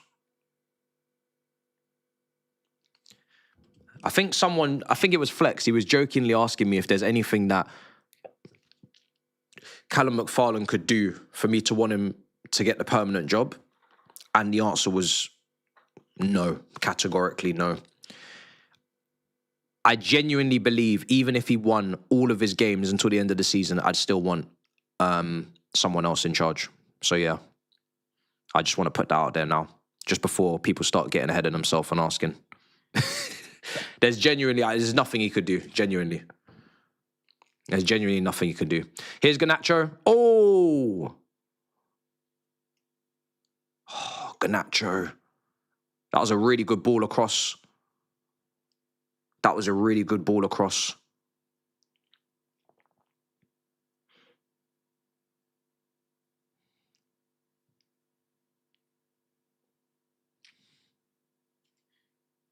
Someone's got to be on the end of that. It's a tap-in. Yes, that's where someone's got to be on the back post. You know, Raheem Sterling made a very good career out of that at Manchester City. Just being in the right place at the right time on the back post, getting those tap-ins, putting that ball in the back of the net. Someone's got to be there. And that's something that I've wanted Neto to add into his game. I remember the goal that he got away at West Ham. You've got to be in the right position. And I don't understand why a winger on the opposite flank would not be in a goal-scoring position when we're going down the other flank. Left or right. You are of no use on the touchline when we're attacking down the opposite flank. Get in the box. Add another number. Add another man that needs to be marked and picked up. More chaos. Potentially more space for João Pedro up front. We've not got two centre-backs marking him now. It's potentially one box-crashing midfielder. Liverpool are brilliant at this. With a front three of Salah, Mane, Firmino. They weren't the tallest. They weren't the most, you know, physical specimens in terms of power, like Drogba's and, you know, Heskey's. No, they're just guys that are lively in the right areas and causing chaos, bro. None of them were over 6 foot. I don't know how tall was Firmino. Maybe Firmino, I don't know. But, yeah. They were brilliant at that. You never saw their wingers not in the box. Never. Never happened.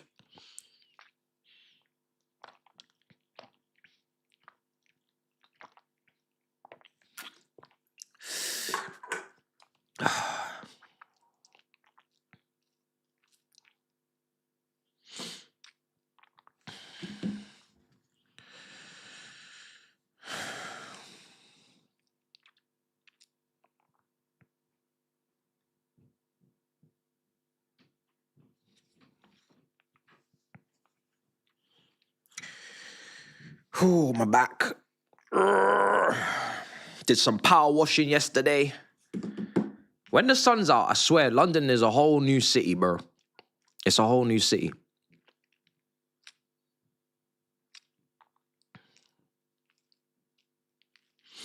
Caicedo's down.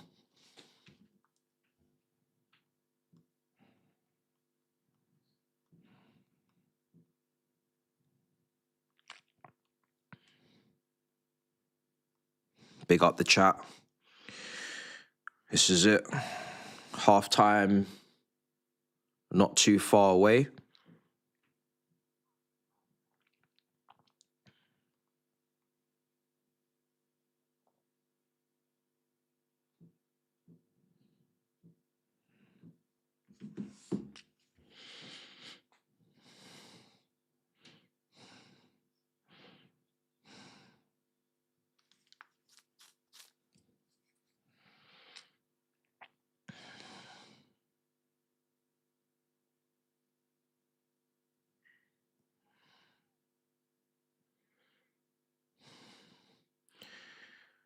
Wild shout, but it's not a wild shout. Palmer could play right, switch Neto to the left. It's not a wild shout, but Palmer has not been good either. So if I'm just being fair, I'm not really rushing Palmer into the team, even though the front line from a winger perspective is ugly. I'd rather Palmer just rest a little bit as well, in circumstances where he can. We need to get Palmer back to the level, man, where he was. I'm not interested in this half-baked, not even half-baked at this point. This guy's like quarter-baked Palmer, bro. It's just nasty, bro. At least we know with the guys that are out there, in terms of Neto and Garnacho, we just know that they're not good footballers. So just let them do what they're doing. Whereas Palmer, when you see him out there not doing what he's capable of, it's actually heartbreaking, because he's way better than what he's showing. Way better. At least I just know these guys are just not good. So I'm just going to get whatever I'm getting. You know what I mean? But they're fully fit and they're not going to get injured. Or whereas Palmer, I don't know what's going on. I really don't know what's going on. Don't know what's going on. But I need that guy. I need that guy back. And if that means we have to suffer a little bit watching Neto and Garnacho's inconsistencies, I'd at this point I'll take it, because short-term pain, hopefully long-term gain. Can't keep forcing Palmer into this team if he's not even playing like Palmer or like half of Palmer. That's why you need to have options, man. You need to have options. You shouldn't be playing anyone who's not playing well, really, you know. If you can help it, you should be able to sit anybody on that bench. Certainly, Cole Palmer's not reached a point in his career where Chelsea shouldn't be able to afford to bench him. You look at Phil Foden, won PFA Player of the Year at City not so long ago. You'd put him, Saka, Palmer, okay, similar category in terms of English player and hype and potential and all these things. Obviously, they're not really young players anymore to be talking about potential. But, you know, in normal circumstances, these guys would all be able to sit on the bench if they're not performing. And you see Foden sitting on the bench right now because they got Shirky. I'm not ruling out any of them recovering to the level that they're capable of, but they should all be able to sit on the bench if needed. Yeah, that was not a great shot. Smashed it over the bar, thankfully. Because he's been in some good goal-scoring form, hasn't he? For Leeds.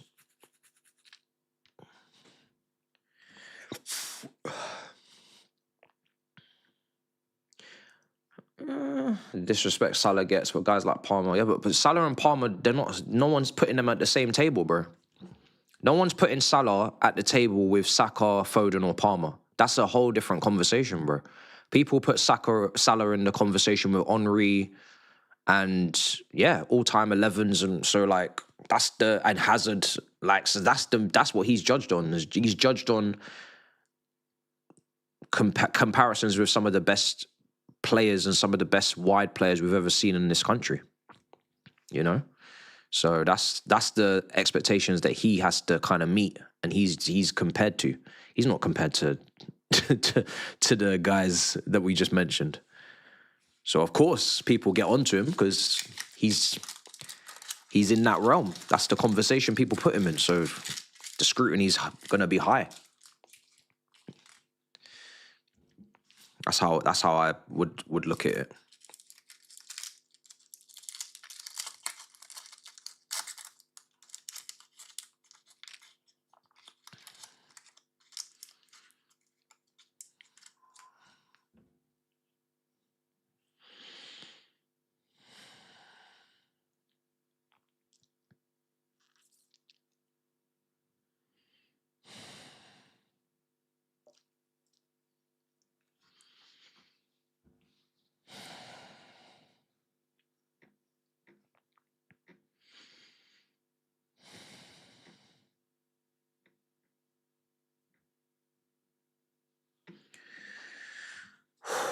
Not far from half time.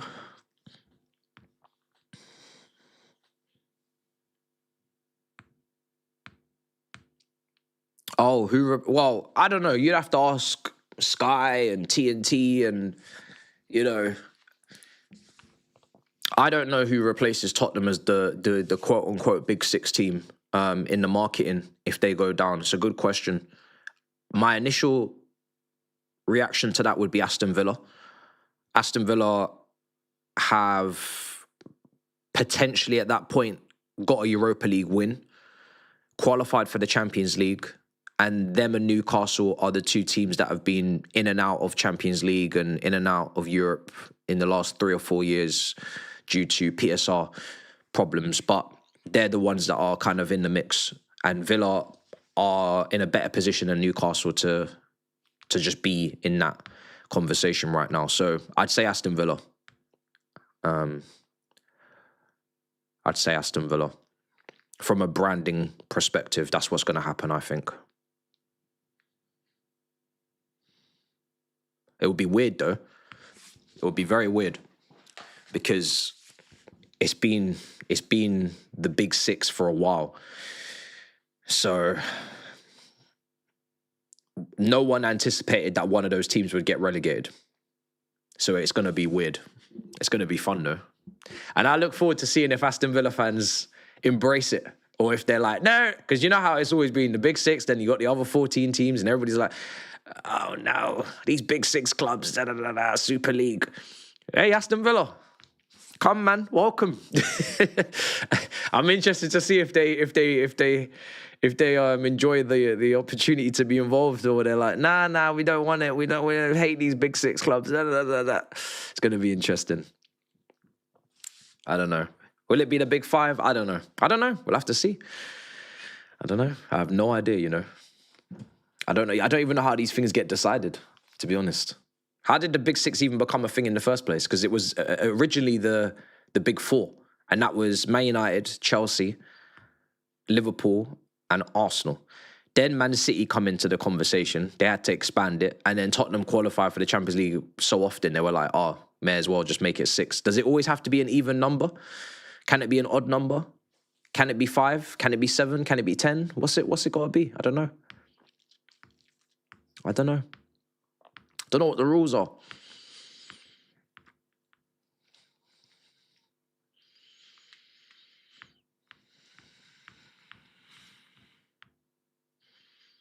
Tottenham was good because it's not even just about the finishing position, but there was a massive rivalry there, and it is a massive rivalry with Arsenal. So you got the North London derby, so you can package that as a Big Six fixture. Then you've got the rivalry of Chelsea, so again, it gets packaged. Manchester derby, City, United, that gets packaged, plus title race deciders, so that's kind of automatically got to be packaged. City, Liverpool, City, Arsenal. What do you package Villa? That's where it gets deeper than just sticking another crest on it. How do you package Villa? There's no title races. There's no real rivalries. Is Man United versus Aston Villa any more appetizing than a Man United versus Everton? I don't think so. So it's an interesting one. That, from a branding perspective, that is an interesting one. It doesn't really have the same weight, in my opinion, as a North London derby and a Chelsea-Tottenham and these type of things. Everton would have been perfect because they've got the history, rivals with Liverpool. If you could have got Everton as another Big Six club, that would have been perfect. But they're not high enough up the league for it to make sense. Everton's the one that makes the most sense.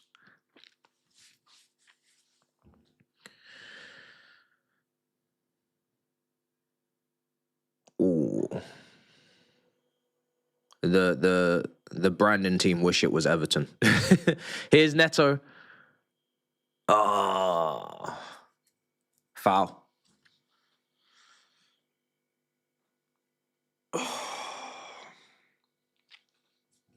Right, it's going to be half time now.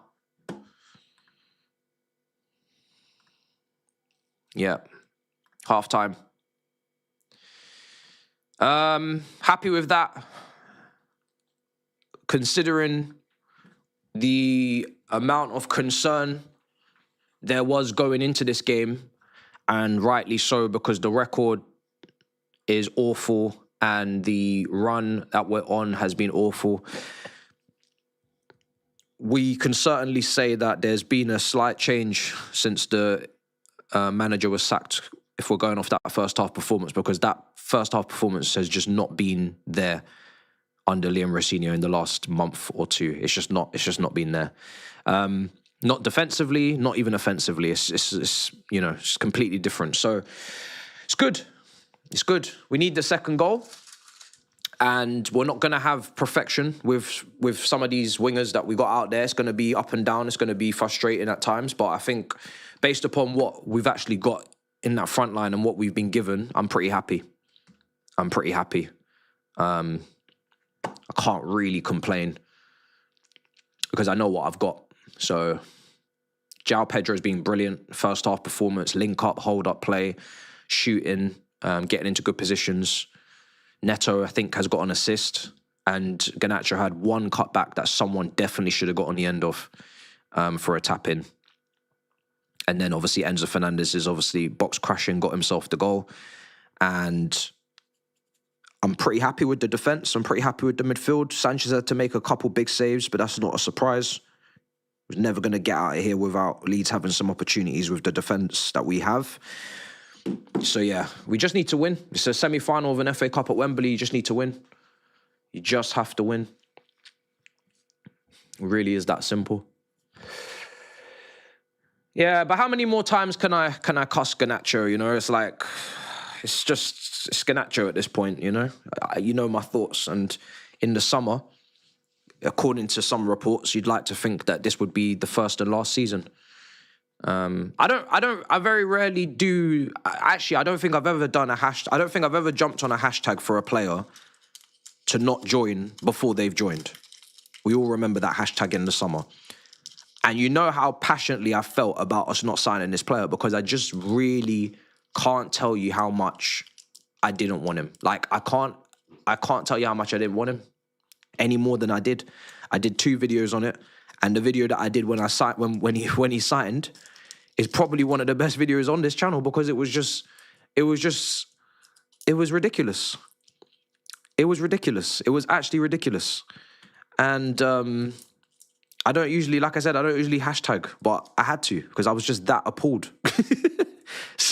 So now he's here and he's not providing, you know, the level. I don't know what the people that wanted him signed. He's not providing the level that they expected, or they're still in denial.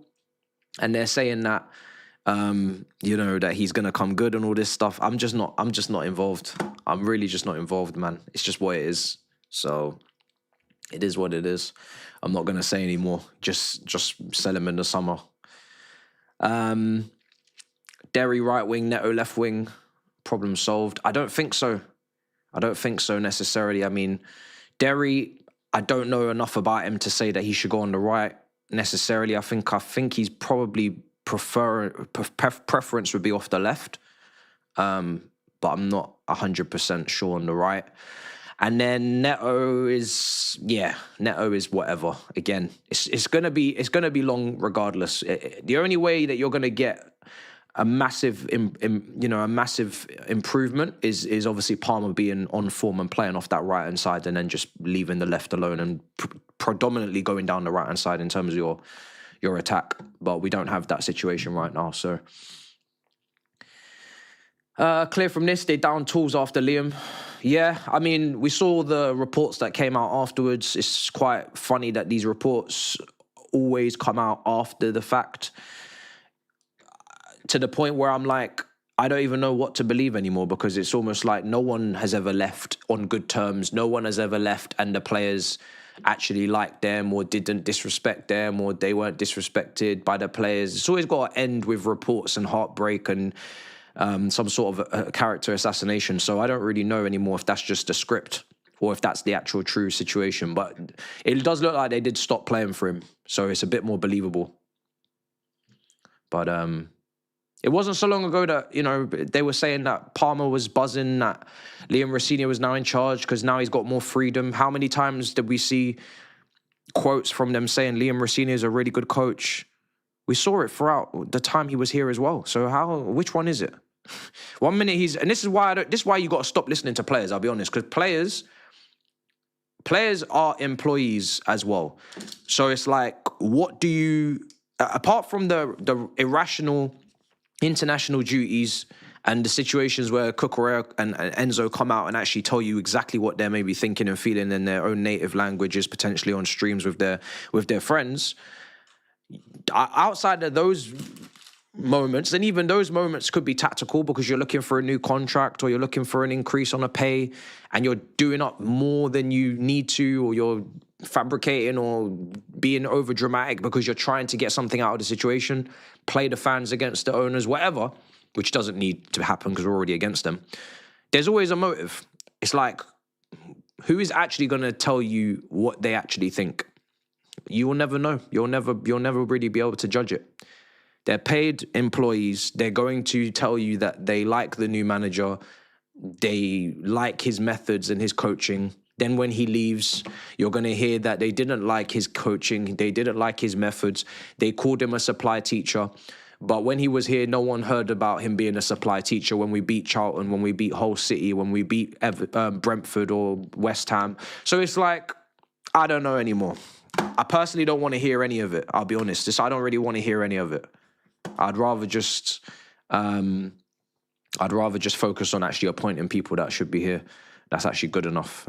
Leave all this nonsense about reporting and briefing out of it. Don't know what's going on with Mudryk. Don't know.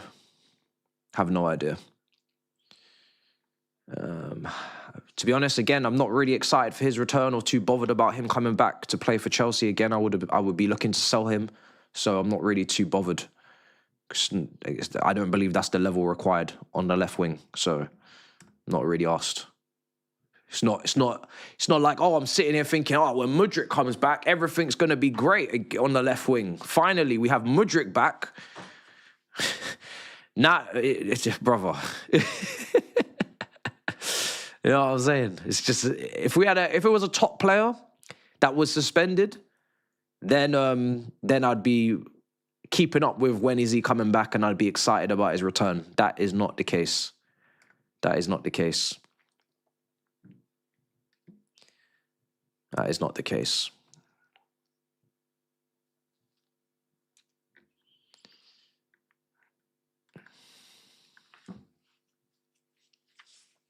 And then, yeah, people will be like, oh, yeah, but screw the players, because the players are,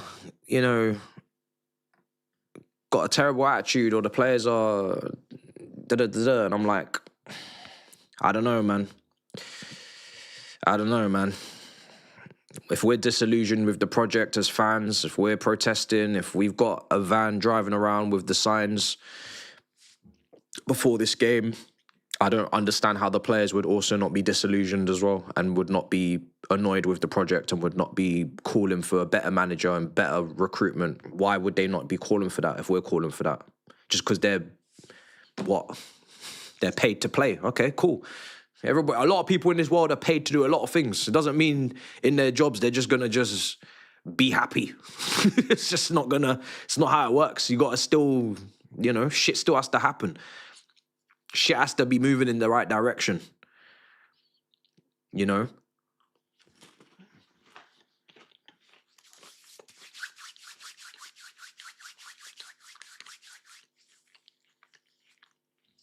We can't pretend in the real world people don't down tools in their job. You know, people do it all the time. They down tools in their own job. Start turning up late. Start calling in sick. Start not doing all the work. This happens in any job. Doesn't matter how much you're being paid, whether you think you're being paid what you should be paid or you're underpaid or whatever. If the motivation isn't there to do your job, for whatever reason, circumstance, factor, if you feel like whatever you were promised coming into the job is not being delivered upon, if you feel disrespected in your job, etc., you're going to start to show it. There's no difference with footballers. There's no difference. Especially when you're going to make the money that they are going to make in a different company, in a different institution, in a different football club. If you know that you can make 100 bags at Chelsea and you can also make 100 bags at Bayern Munich, but Bayern Munich are going to actually try and win things, actually appoint, etc., you're going to want to go to Bayern Munich, you know? Why would you not?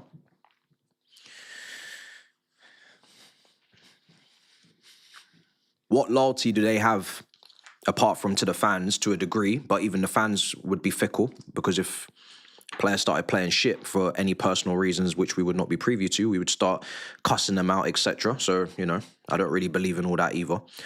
You know, everybody's going to pick up and go. Everybody's going to pick up and go anyway. Gusto's your player of the season. I really don't agree with that. I really don't agree with that. Who is our player of the season, chat? It's got to be João Pedro. I think it's got to be João Pedro. João Pedro is the only attacker that's actually performed to the level. In fact, maybe a little bit more with the statistical side of things, more than we would have thought. Especially when you look at the lack of quality around him on the flanks, the lack of technical level around him on the flanks. I think João Pedro has to be the only answer. I can't really think of anyone else that would be deserving of a player of the year. Enzo Fernandez is a fair shout statistically. Yeah, you could throw him into that top three. Maybe Reece James had a chance, but then he's now been injured. Sanchez had a chance potentially. Then he started being a bozo again, got dropped. I can't think of many. Certainly not Caicedo. He's been suspended so many times this season. He's nowhere near the level he was last year. Cucurella, certainly not either. Not the level he was last year. So yeah, I don't think it can be anybody defensively. Yeah, I think for me it's got to be João Pedro now. I think he's quite a clear far and away option. Maybe Enzo Fernandez won't get it now because of the whole I want to live in Madrid. I don't know who votes. Who votes? Is it fans or is it or is it players? I don't know.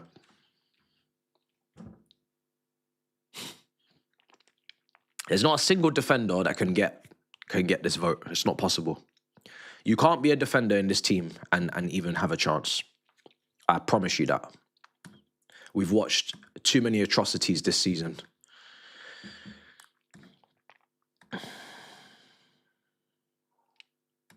Don't know why people are getting upset or happy about managers linked. Clearly, there isn't actually any concrete options yet. Doesn't matter if the squad's bad. I'm at a point where anyone the directors want is a red flag. They are so bad at making decisions. They've got so many decisions wrong from a player standpoint, manager standpoint. Whatever research they've done, I don't want it.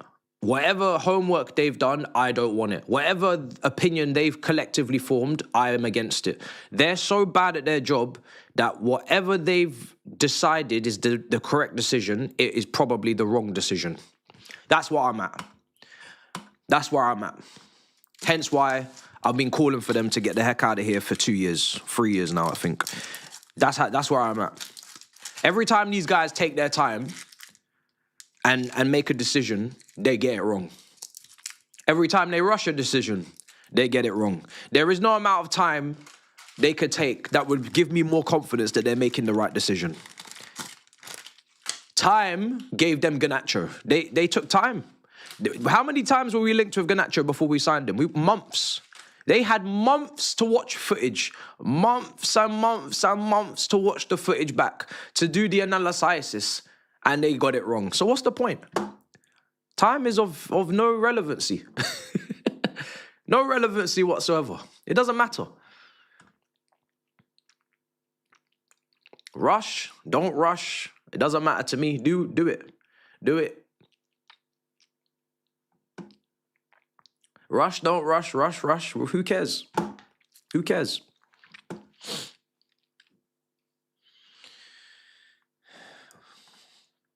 Oh, I didn't close the poll and then we suddenly managed to sway it back to Chelsea.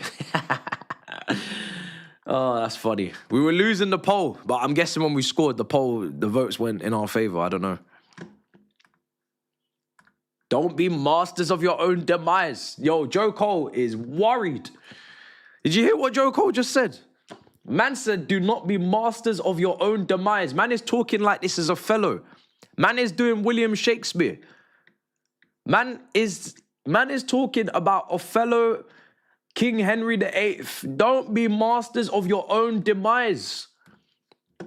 Because he knows this team. He knows what this team are capable of. After this, I'm gonna go and read about Othello. I need to get back in touch with my English literature. He knows. He knows. Man is quoting William Shakespeare, bro. He knows.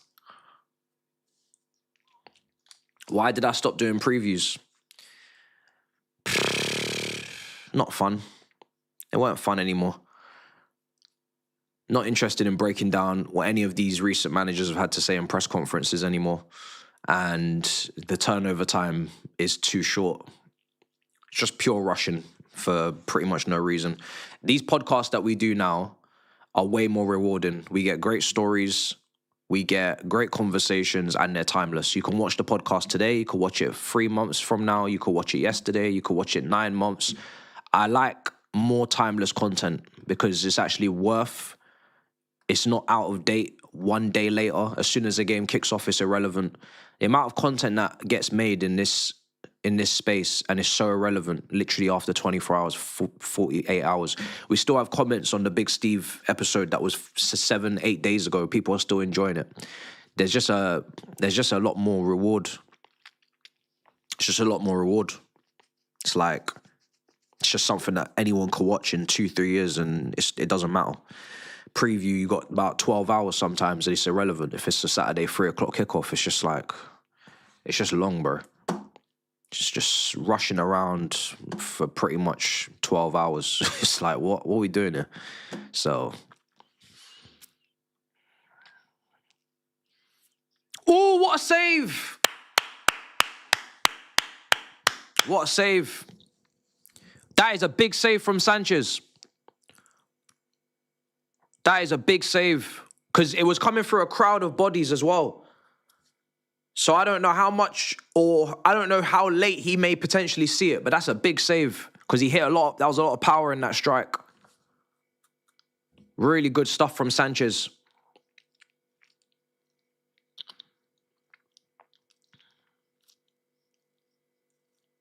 Unless the preview's like when we went to Old Trafford with Saeed and it's like a little bit of a skit in there and it's like a proper production, expressions, stuff like that. I feel like that is a bit more of a dopamine hit, you know, if it hits your subscription feed. But Chelsea against Leeds or Chelsea against Bournemouth, picking the team and reacting to some stupid quotes, that's not hitting no dopamine, man. It ain't hitting nobody's dopamine, bro. I'm chasing dopamine, bro. I'm not going to lie. I'm chasing dopamine right now. If I upload, I want excitement. I want the comments to be like, yes, this is sick. When the Big Steve one dropped, everyone was excited, man, in the comments. That's what we want. I ain't trying to upload something that you could just scroll past and then just move on. It's like, that's dead. Here's Lavia. Neto. Gusto. Oh, he sat his ass down. Oh, it's like PSG all over again. Oh my God. Ah! That was literally PSG Club World Cup. You had the chance to replicate it. It's the same way Gusto sat his ass down. It's the same way. Look at that. But sent him. Only difference is it wasn't Palmer running onto it. It was Enzo who flicked it. But if João Pedro could have just got this shot off a bit faster. Oh. Oh, no. And it's even giving me flashbacks to Olivier Giroud. If you remember Olivier Giroud, I think it was against Southampton. Everybody's just falling, dropping. Player after player is just dropping, falling, and then he managed to just dig it out and get the goal. I think it was in the semi-final as well. Because a two-man drop there as well. That would have been a great goal. Two-man dropped. Oh, damn.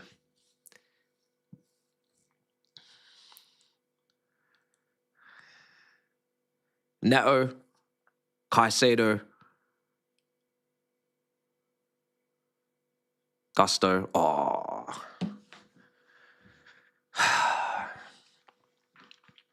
48 minutes gone. We need to get that second goal. Yeah, Giroud's goal, man.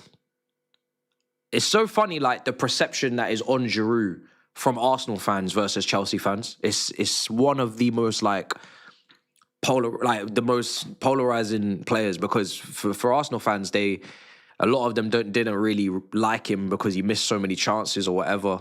Took a lot of goals off Ozil. He didn't really represent a time where they won anything apart from maybe FA Cups. But for us, we fucking love Giroud. Bro, we love Giroud. If I could get another Giroud right now, oh my days. Like, everybody say, oh, what previous player would you get from your club? Everybody will say Lampard, Terry, Cech, of course. But if we're going with, like, someone that wasn't world class and wasn't, like, an easy answer, like, Giroud is a very, very good underrated answer, because he is perfect to back up João Pedro and to play potentially with João Pedro or play with a Jackson. Yeah. But, you know, Giroud was just top tier, man. Love him. So good. Yeah, free kick.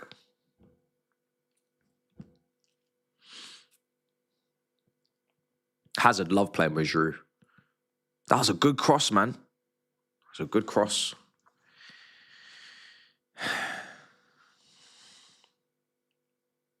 But yeah,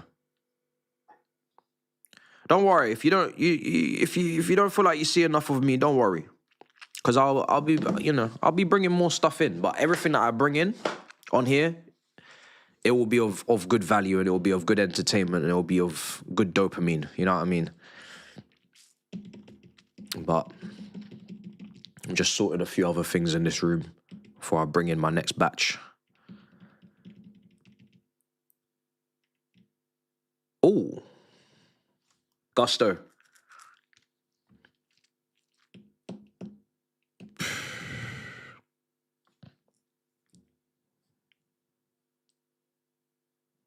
Gusto.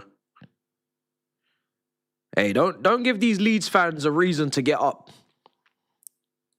Because I can hear a lot of noise right now. I don't know why. Should be silence in that side of the stadium. Need to get that second goal and shut all these men up. Make them question if they need to get a train back to Leeds.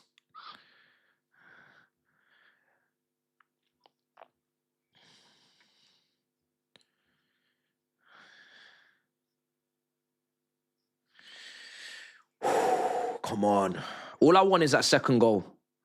Just so we got a buffer. I can't have no buffer with this lot. It's not possible. I don't care how well we're playing. There has to always be a buffer. But I'm enjoying these long kicks from Sanchez.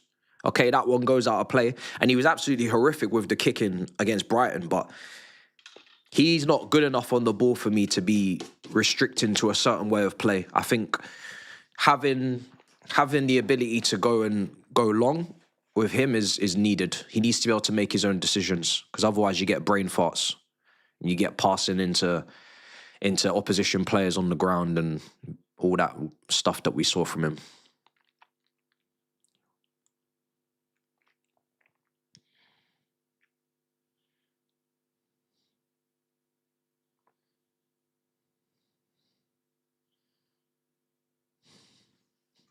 You're already as good as the guy that you're going long to as well. You know, you can send as many long passes as you want, but if the guy that you're going to can't hold up the ball, then you're cooked. We'll always turn over possession. It's getting a bit scrappy.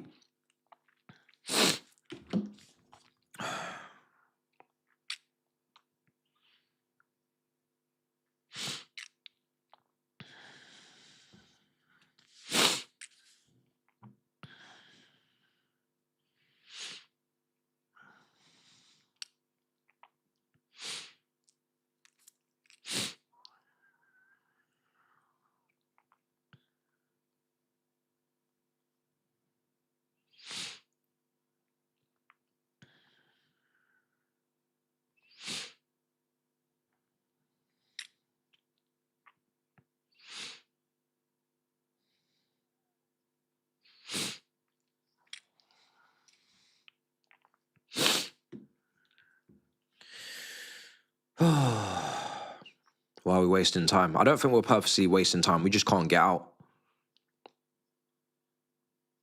Left side.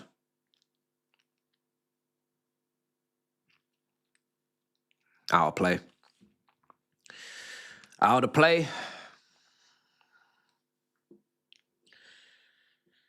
We're not wasting time. Don't worry about that. Garnacho off, Palmer on before we concede. I don't know, man. Palmer. I don't know. Palmer was injured, so I actually don't know when Palmer can come on. I'm not really gonna push for Palmer to come on if I don't know how many minutes he can do anyway. Last thing we need is him getting injured again. Deflected. Really, if Leeds are going to start coming on to us, then the wingers out there should actually... Well, I don't know with Neto because, boy... But yeah, both of them actually, I don't know. But you'd like to think in transition, these guys actually should improve in the second half if Leeds are coming on to us. Because they will have the opportunity to run in behind and they'll have the opportunity to have more space and da-da-da-da, rat-a-ta. So, let's see. In theory, that's how that should work. It's not going to be a low block in the second half.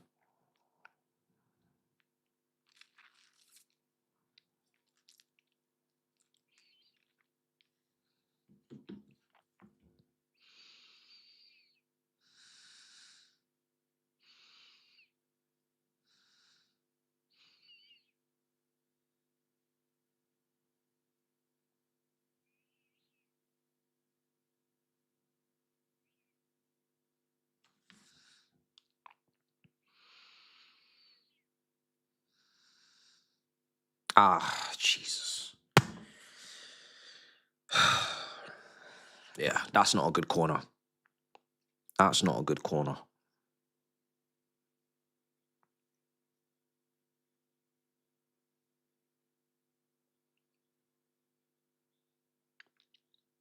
Damn, TNT got a whole heap. This man are taking the finals for everything. FA Cup champs, UEFA Cup, UEFA, Europa League, blah, blah, blah. Premier League. Ferrers.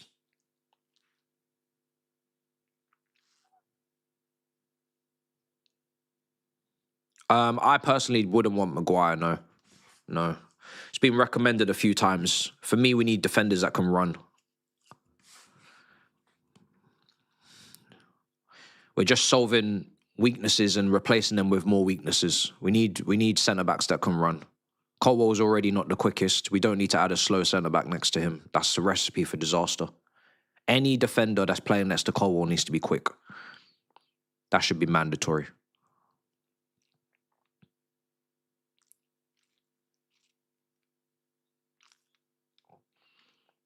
Imagine playing Maguire and Tosin together, something like that. It's way too slow. Ball in. Oh my days. Whew.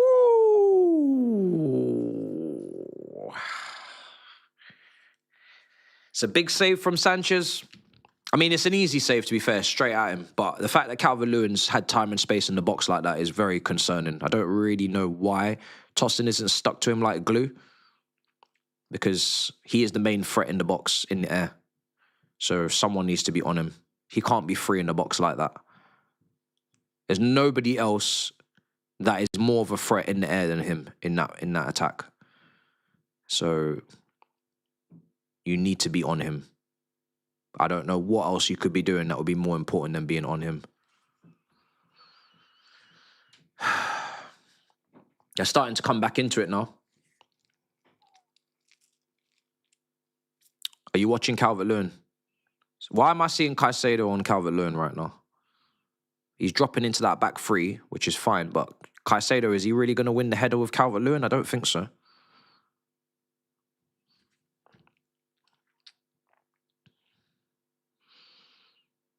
I remember when it was Santos tracking into the back three against City, going up in the air against O'Reilly as the free runner.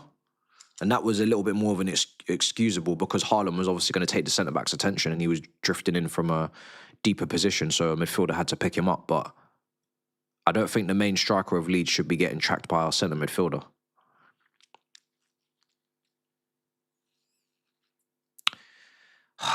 Shit. Caicedo just picked up a yellow.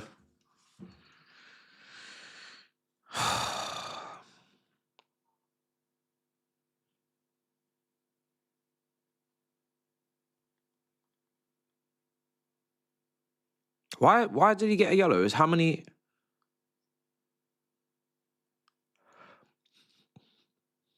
What, has he spoken to him one too many times?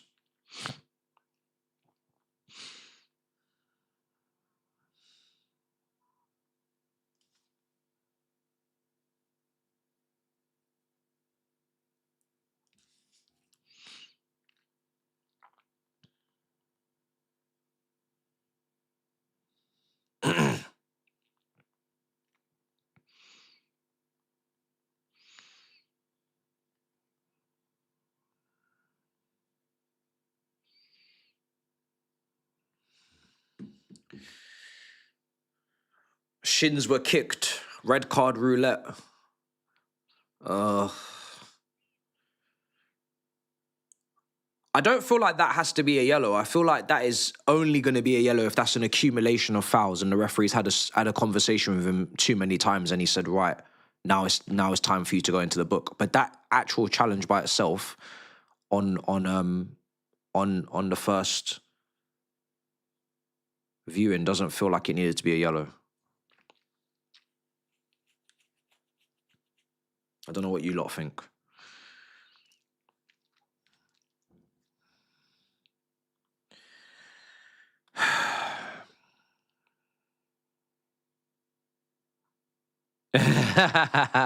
Ampadu, bro. He's being a little shithouse. I don't really understand why he did that, but okay. Okay.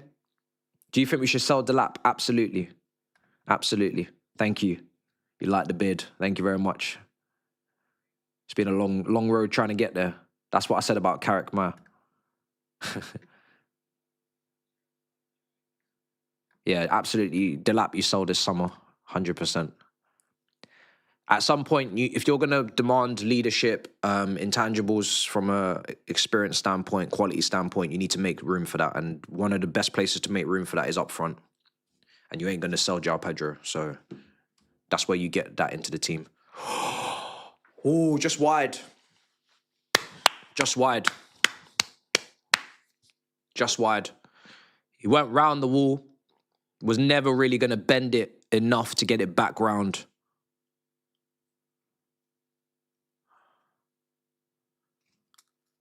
It looks like that all started from the Ampadu thing. But I'm kind of surprised. I thought something else had happened more dramatic for it to kick off like that.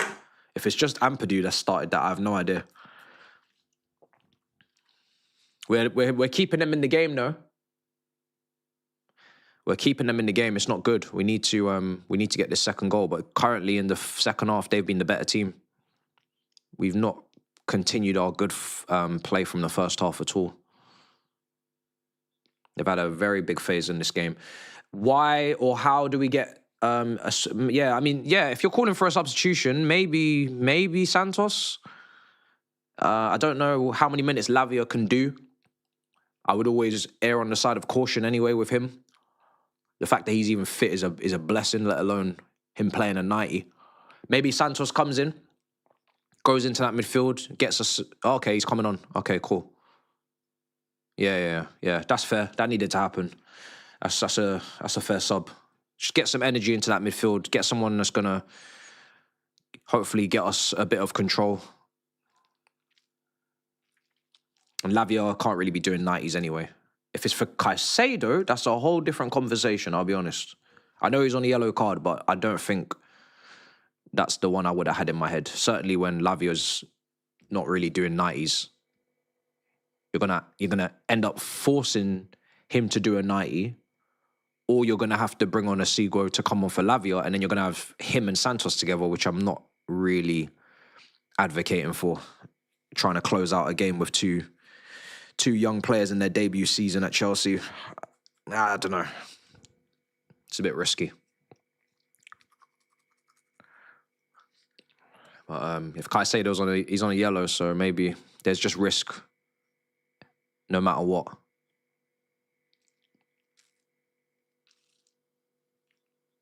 Leeds still coming forward. Ball in, headed away, tossing, wide.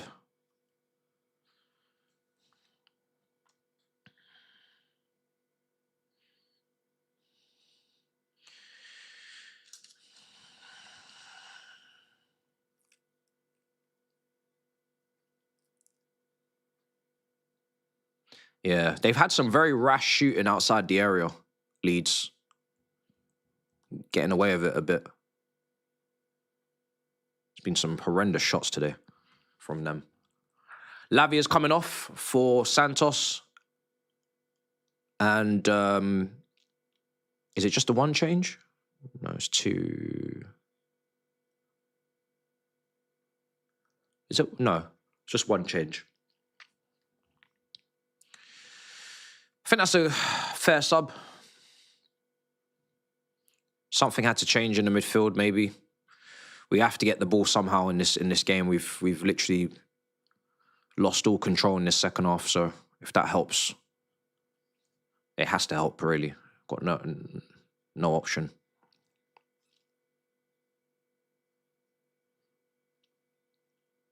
Why is bro wearing a pineapple shirt? Summer, innit? Well, it's not even summer yet, but the sun's out. In England, if the sun comes out, man, then we'll be getting carried away, and rightly so, because we never see the sun. So, yeah, when the sun comes out, bro, whatever's in the wardrobe that doesn't usually get any attention has to come out. Just to justify it even being in that wardrobe, it has to come out.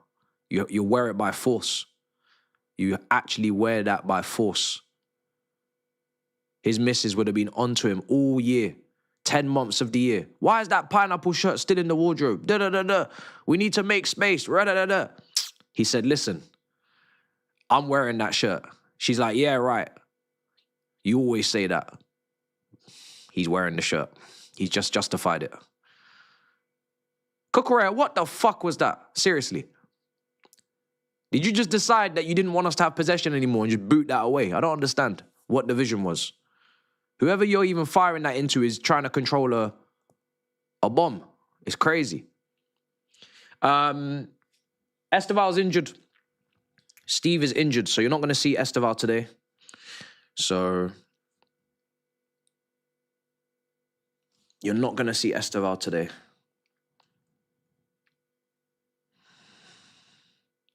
Who's on the bench?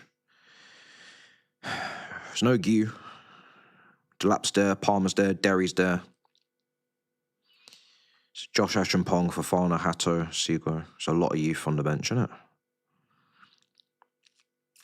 Everybody on the bench is only 23. Well, Fofana's probably the oldest person on the bench, 25. And he probably, in footballing terms, is about 22 or 23 because of all the injuries. It's just only young players on the bench. So if you're trying to see out a result, 1-0, 5 minutes to go against Leeds, you really have no experience to call upon on this bench. It's just pure youngsters. And a very immature 25-year-old centre-back. I can't tell you how immature he is for a 25-year-old centre-back. But it's the injuries, I think, and yeah.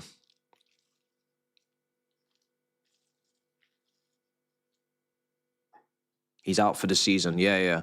He probably shouldn't be going to the World Cup. I know there was a conversation as to whether or not he should go to the World Cup. He should do surgery. Grade 4, I didn't even know grade 4 was a thing. I've only heard of grade 3. He did a grade 4. He should be taking surgery. This whole, I need to go to the World Cup. Brother, you're 18. You need to save your career. What the hell are we talking about? You don't recover from this properly, you won't even know what a World Cup is, potentially. Like, we need to take this injury seriously. Bruh, it's mad. Can't be out here risking your whole career, risking your you can't be out here doing this, man. Can't be out here doing this.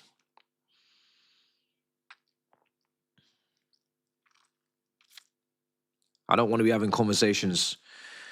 I will never see the same Esteval ever again. Brother, he barely even got started. Esteval was never the same since said injury. Brother, this is like when they do, this player is the baby version of someone who's not even a first teamer yet or a starter. We got this kid coming through. He's the baby version of Wanyeri.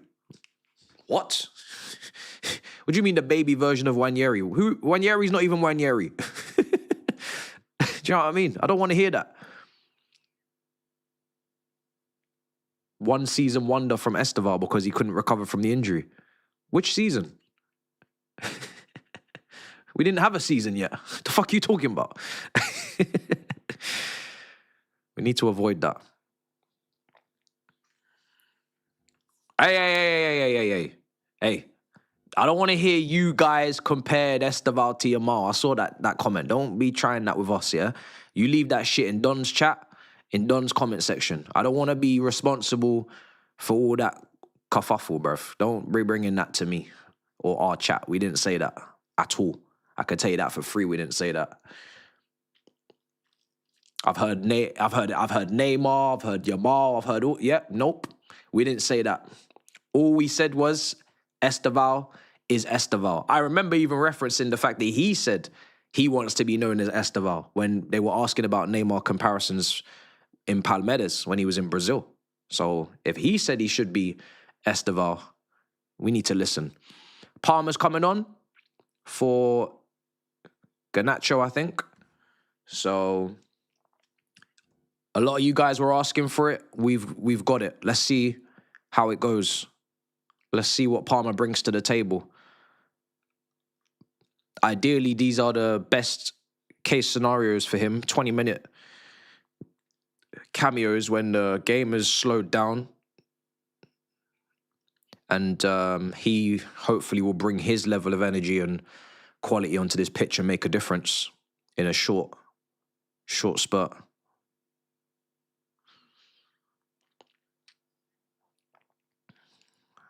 Leeds. Yeah. Goal kick. We're lucky. I mean, not lucky, but Leeds going forward are they're not maximizing at the moment. The quality's not there.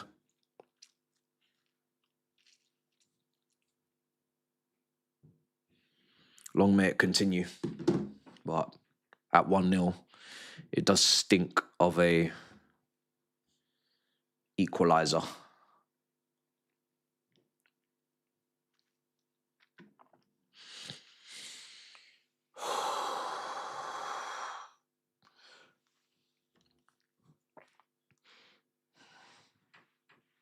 Leeds coming forward again.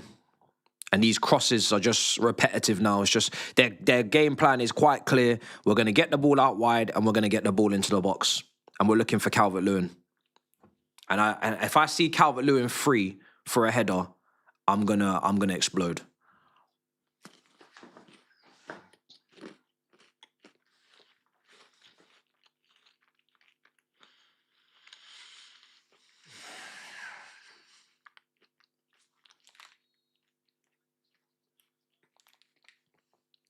Oh boy.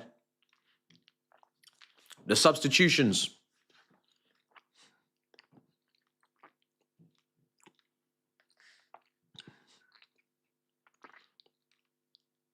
The thing is, anyone can win a final.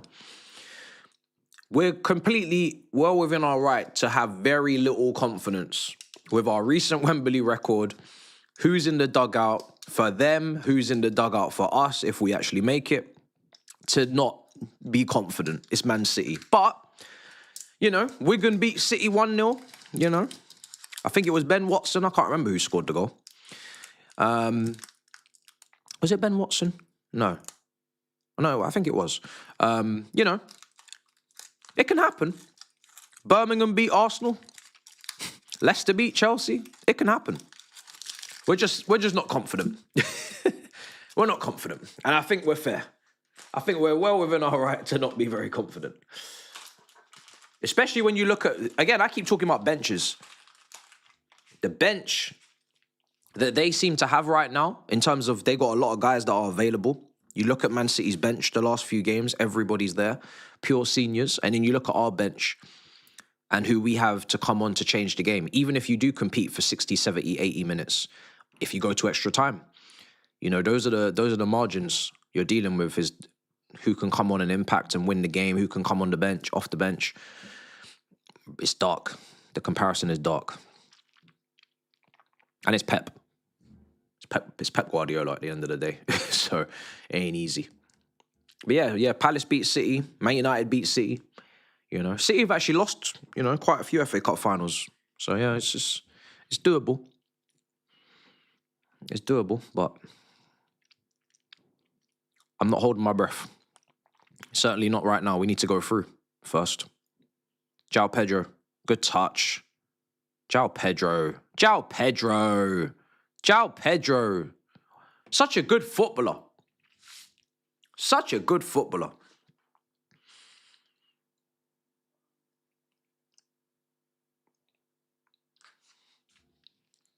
He would have fit right in that Liverpool attack with Salah and Mane under Klopp.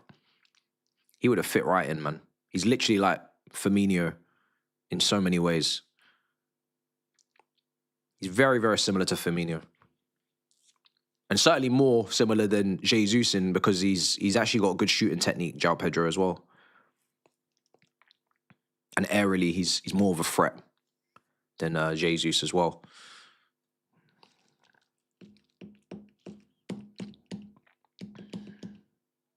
Yeah, he would have fit in like a glove. Here's Cucurella.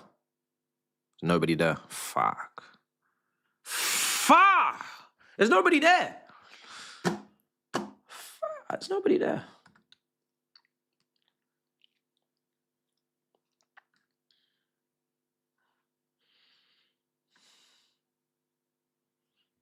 Ball in. Headed away. Enzo. Oh. Neto.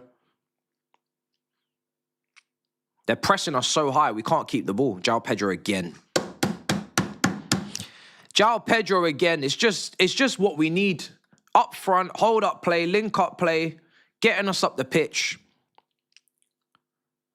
I would dread to think what would happen if Delap was in that position today. We are potentially not winning this game, actually. If it's Delap up there and not João Pedro, I don't think we're winning today. I don't think we're winning the game in terms of right now. I don't think we're 1-0 up. Because we just don't have the person up there to hold the ball up, to bring others in. It's just not happening. I don't see how it's happening. I really don't. That's the difference.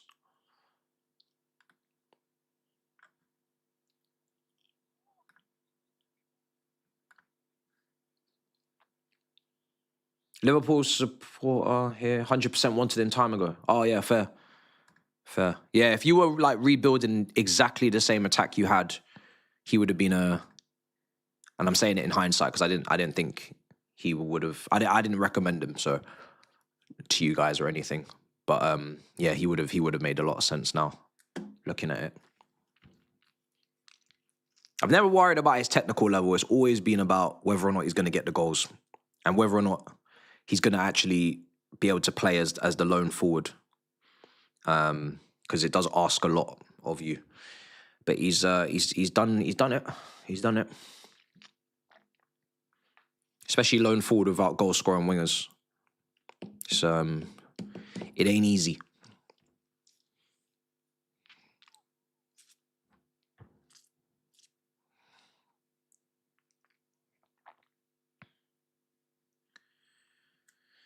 No Chelsea fans at Wembley only seeing yellow. Well, I mean, if we're not attacking much this game, so you're not really seeing the Chelsea fans. You're seeing the Leeds ones because that's the end that we've been defending the whole time. But you're seeing the Chelsea fans now with this free kick. This second half, we've basically been just in defensive mode.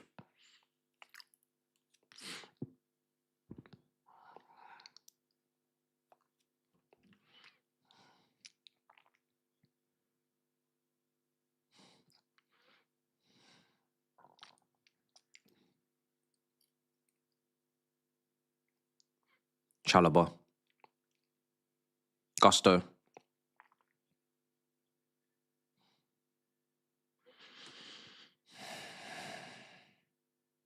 Cucurella. Fucking hell. That was close, man. Cucurella. Dancing with the devil. Really dancing with the devil. Defensive mode. Then I play my trap card. Oh, Palmer. Oh, fucking hell. Free kick for Leeds.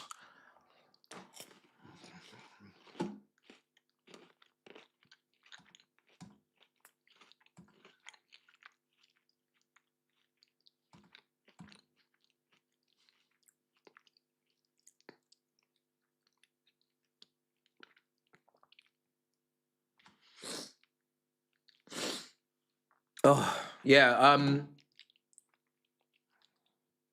yeah, Palmer, this is why I wasn't like banging down the door for Cole Palmer to come on. Like he's just nowhere near, bro, what his name is. Like when we say his name, we think we're gonna get what we expect and what we think of him to be and what he has in terms of his qualities, but we don't get the same thing that we say right now. So it's like it's not. Yeah, it's just, I don't know what's going on there with him, man. Needs to do some soul searching. I don't know. I just want, for him, I just want the season to end. Because my copium as a fan, my hope comes from knowing what he's capable of, knowing what I've watched him do, and hopefully a summer. This is why I don't want him to go to the World Cup. If you ask me right now, do I want Cole Palmer to go to the World Cup? My answer is a flat out no. Yes, he'll be disappointed. Yes, we won't be able to say Cole Palmer did that and this third for England, over Saka, over Eze, I don't care about none of that. I only care about what you're doing in a Chelsea shirt next season. And if that means a summer off with no football whatsoever, bring. I don't give a damn about him going to England and doing up brownie points and doing up importance and playing and scoring and assisting and let Bellingham do that. Let Saka do that. Let Eze do that. Let whoever else, Foden, let them go do that. You stay home and do nothing. Because then next season, I'll be like, yo, you had a summer off, your first summer off in multiple years, 3 years maybe, I think. Now let's get going. Let's get back to business immediately, you know? I don't care about him going to play for England at all. I just want him ready for next season.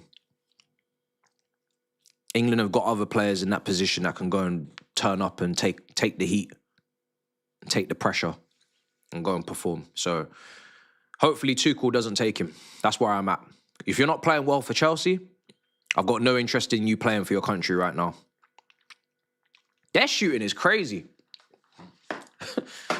Their shooting is crazy today, man. It's another one from Leeds.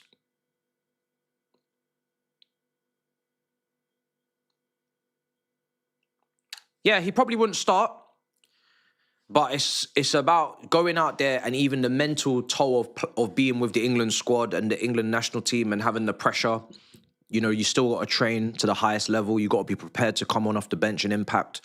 Just being there is not a break, you know, whether you're starting or you're off the bench or whatever. So I would rather he just don't go.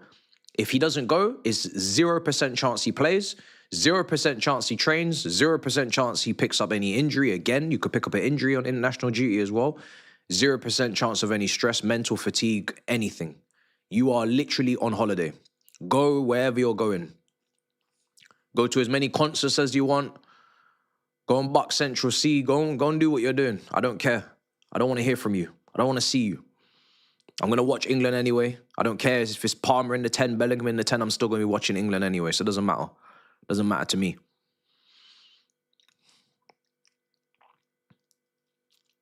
Fortunately, England's hopes and dreams don't rest with Cole Palmer, and they certainly don't in this form. The way he's been playing, they certainly don't rest with him in terms of if they're going to win it or not. So we don't need to worry about that.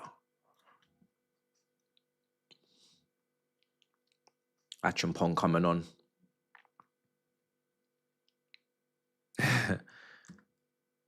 Well, you can't play Bellingham in the double pivot. Really, you'd want to just play him in a three-man midfield as an 8 and figure out the rest of it from there. You play him as an 8 in a three-man midfield. But if you're going with the double pivot and you're playing the 10, then for me, he could only play in the 10. You know, he could only really play in the 10. I wouldn't play him next to Rice.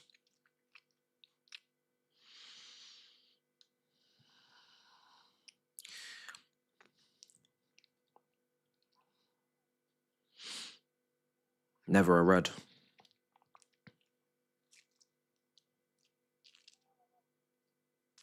Yeah, I agree. That's the problem. You wouldn't really want to play Rice in the single pivot because I think his best work gets done in a double. Same as West Ham, played in a double next to Souček as well. So I agree. I agree.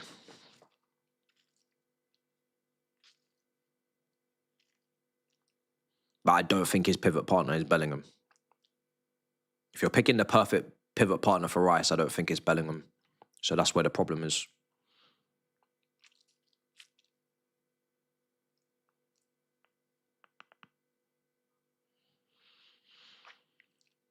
That's where you're starting to shoehorn people in.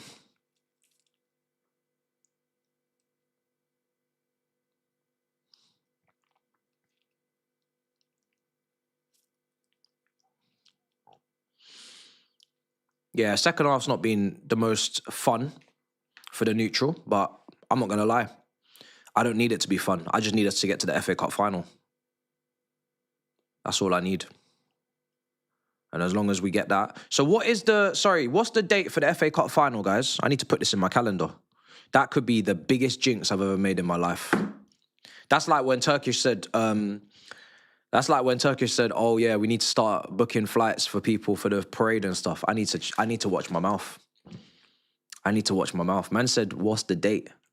Like the game's over.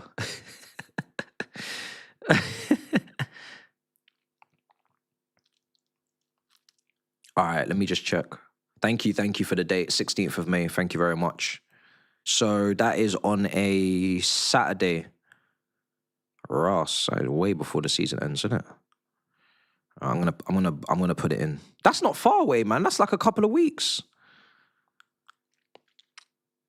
Damn, I could win that. No, I need to chill. I need to chill. If it was Southampton in the final right now, I would be texting Laurie if we won this game. I'll be real. I'll be texting him saying, yo, you better have my money. You better have my money. Money. That's what I'd be saying. I would have sent that voice note. If we had Southampton in the final, see, look, I need to chill. I can't do it. It's Man City. I can't do it. I need to chill. The way I would have sent that voice note immediately. Why did City have to go get 2 late goals, man? Damn. Could be playing Southampton in a final, lower division team. Damn. Free kick, ref. And don't be too shy with the card as well. Don't be too shy with the card.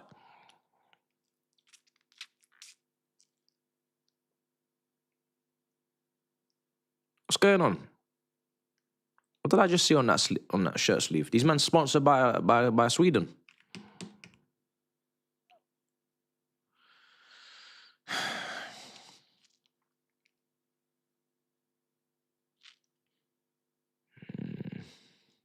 You think there'll be quite a lot added on time?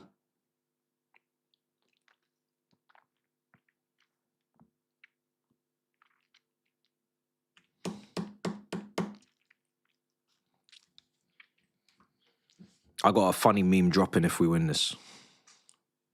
Make sure you got me on IG if you haven't already. Links in the description. I'm dropping my own meme. I got a meme for this.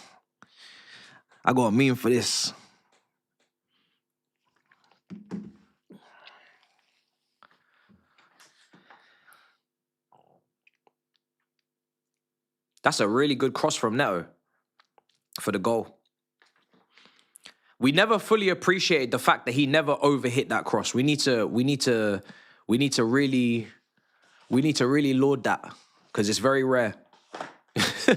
And great saves from Sanchez in this game. I definitely think he is eyeing up man of the match for the saves that he's made. I don't know who will get it, but I think he's got to be contender. I think him, João Pedro, and Enzo Fernandez for me would be, because Enzo Fernandez obviously got the goal, so it's just an easy slam dunk. But I think Sanchez, for the saves that he's made, he's got to be in the convo.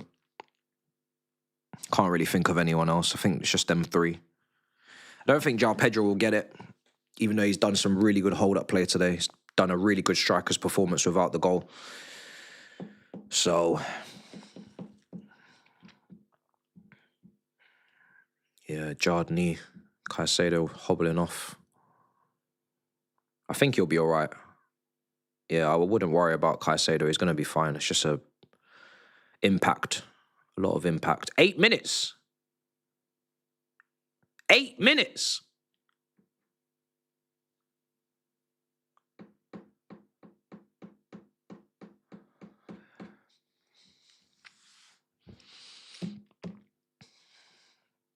Get us 11 men on this pitch before we concede like we did against Brighton. Was it Brighton? No. It was United.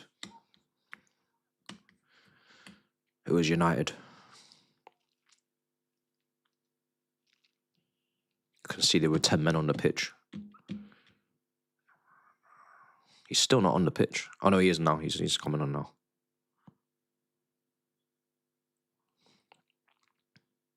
Whoa! It's a decent ball in.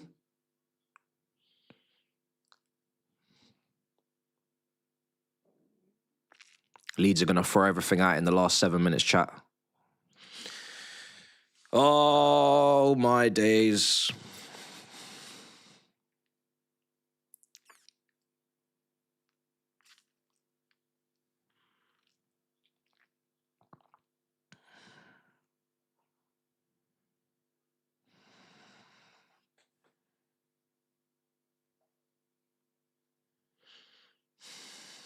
Basically, now it's just defend. The time to close this game out is well and truly over.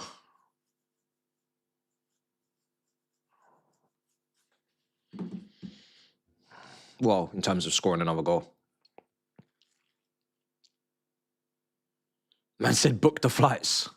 Well, I guess if you're an international fan, then that would make sense, yeah. Imagine. 16th of May, book the flights, bruv. Haven't beaten City in 5 years. Domestic trouble for City. Deary me.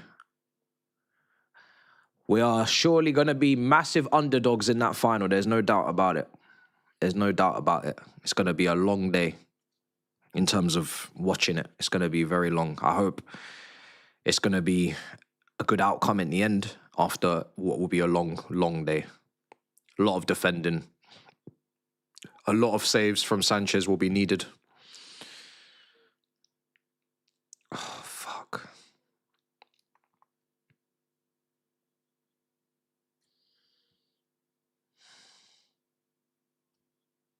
That's not a free kick. Get up. Weak. Counter. Play that. Fucking hell, Enzo. Oh, my days. Enzo, man. Cucurella heads away. Enzo.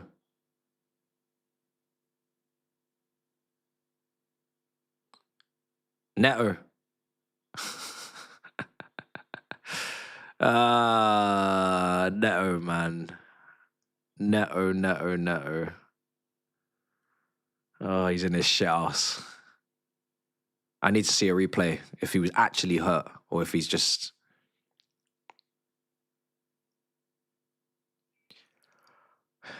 Neto's moving like he got shot, bruv. Yeah, I don't know.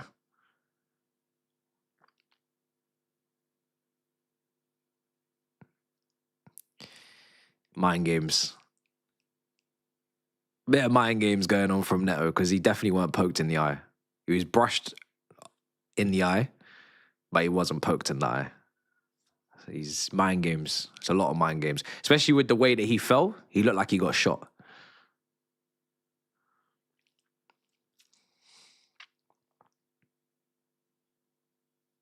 Fucking hell. Weak. Oh.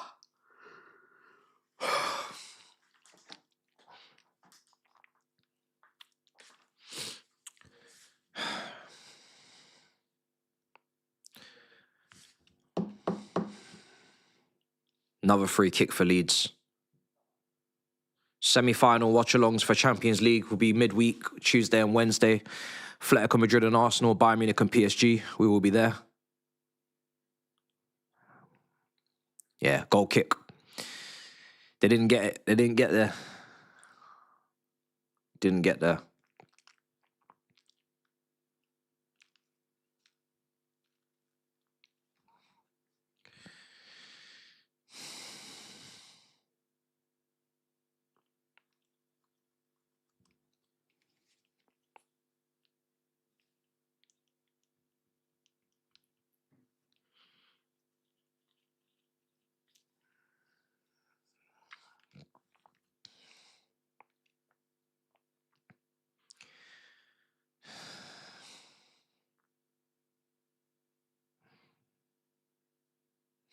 Enzo's got man in the match.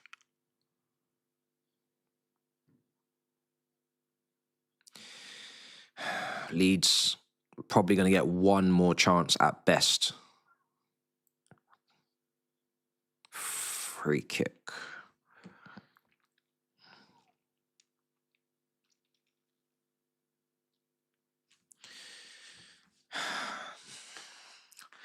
This little fun bet that me and Laurie made is it's getting interesting.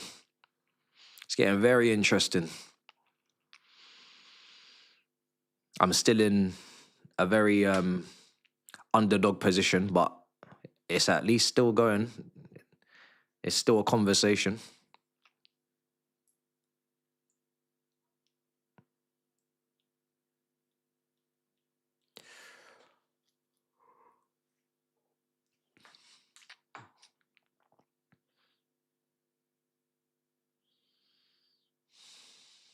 Delap. João Pedro coming off, Delap coming on. 1 minute to go.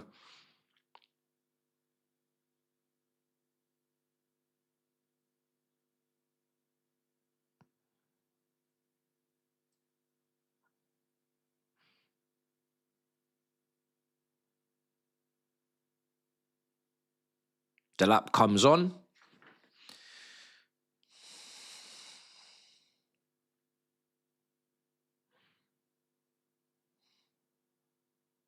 One minute to defend.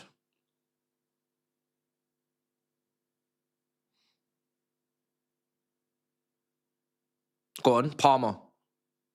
There's no ball retention even with Palmer, man. He just gives the ball away so cheaply.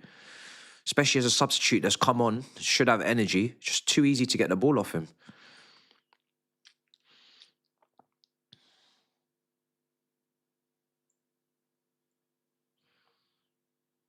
I get it for a player that's done 90 minutes. Yeah, you're not getting a free kick, Chalobah. You're going to have to get up. Palmer's mashed that. Should be done. Should be done.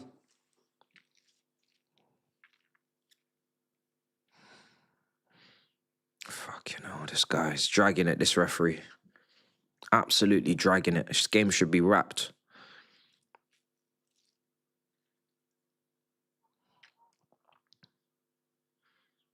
Chalobah's limping a bit. It's going to be a long throw.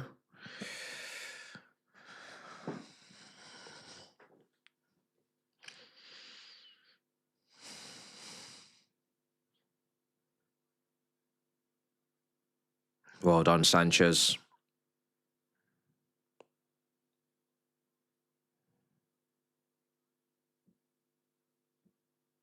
Full time.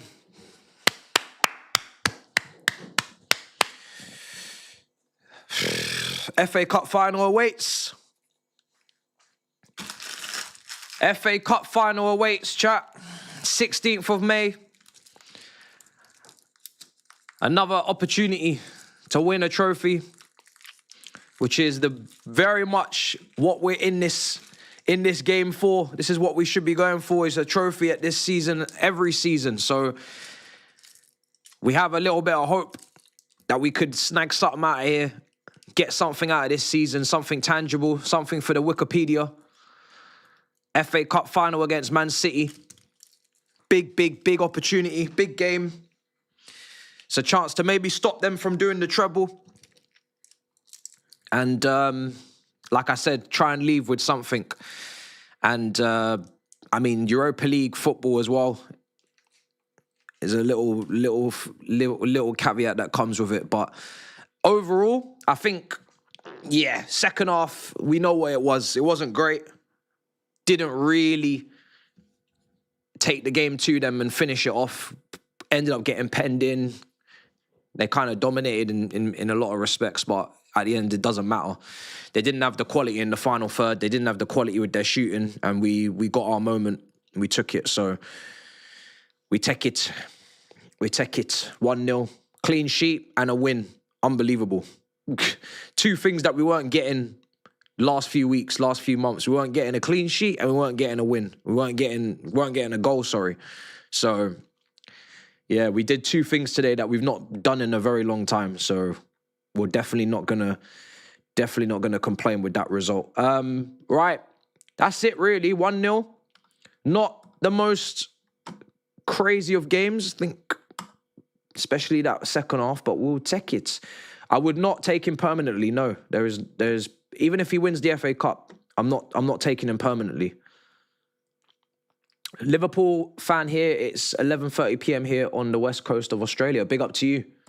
Big up to you. Right.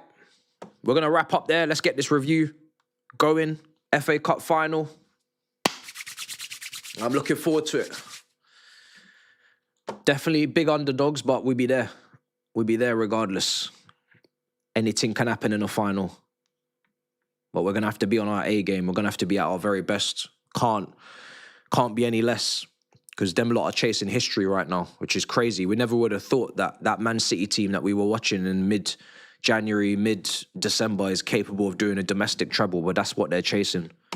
They've got more than enough motivation. If Guardiola is in his last season, which seems to be what the reports are, they're going to want to send him out on a high. That's a legendary manager, their best ever manager in their history. they're going to want to send him out on a high. Bernardo Silva's last season, Stones' last season. That's what we're coming up against. A lot of narratives and stories. So we need to be putting in the best performances of our season.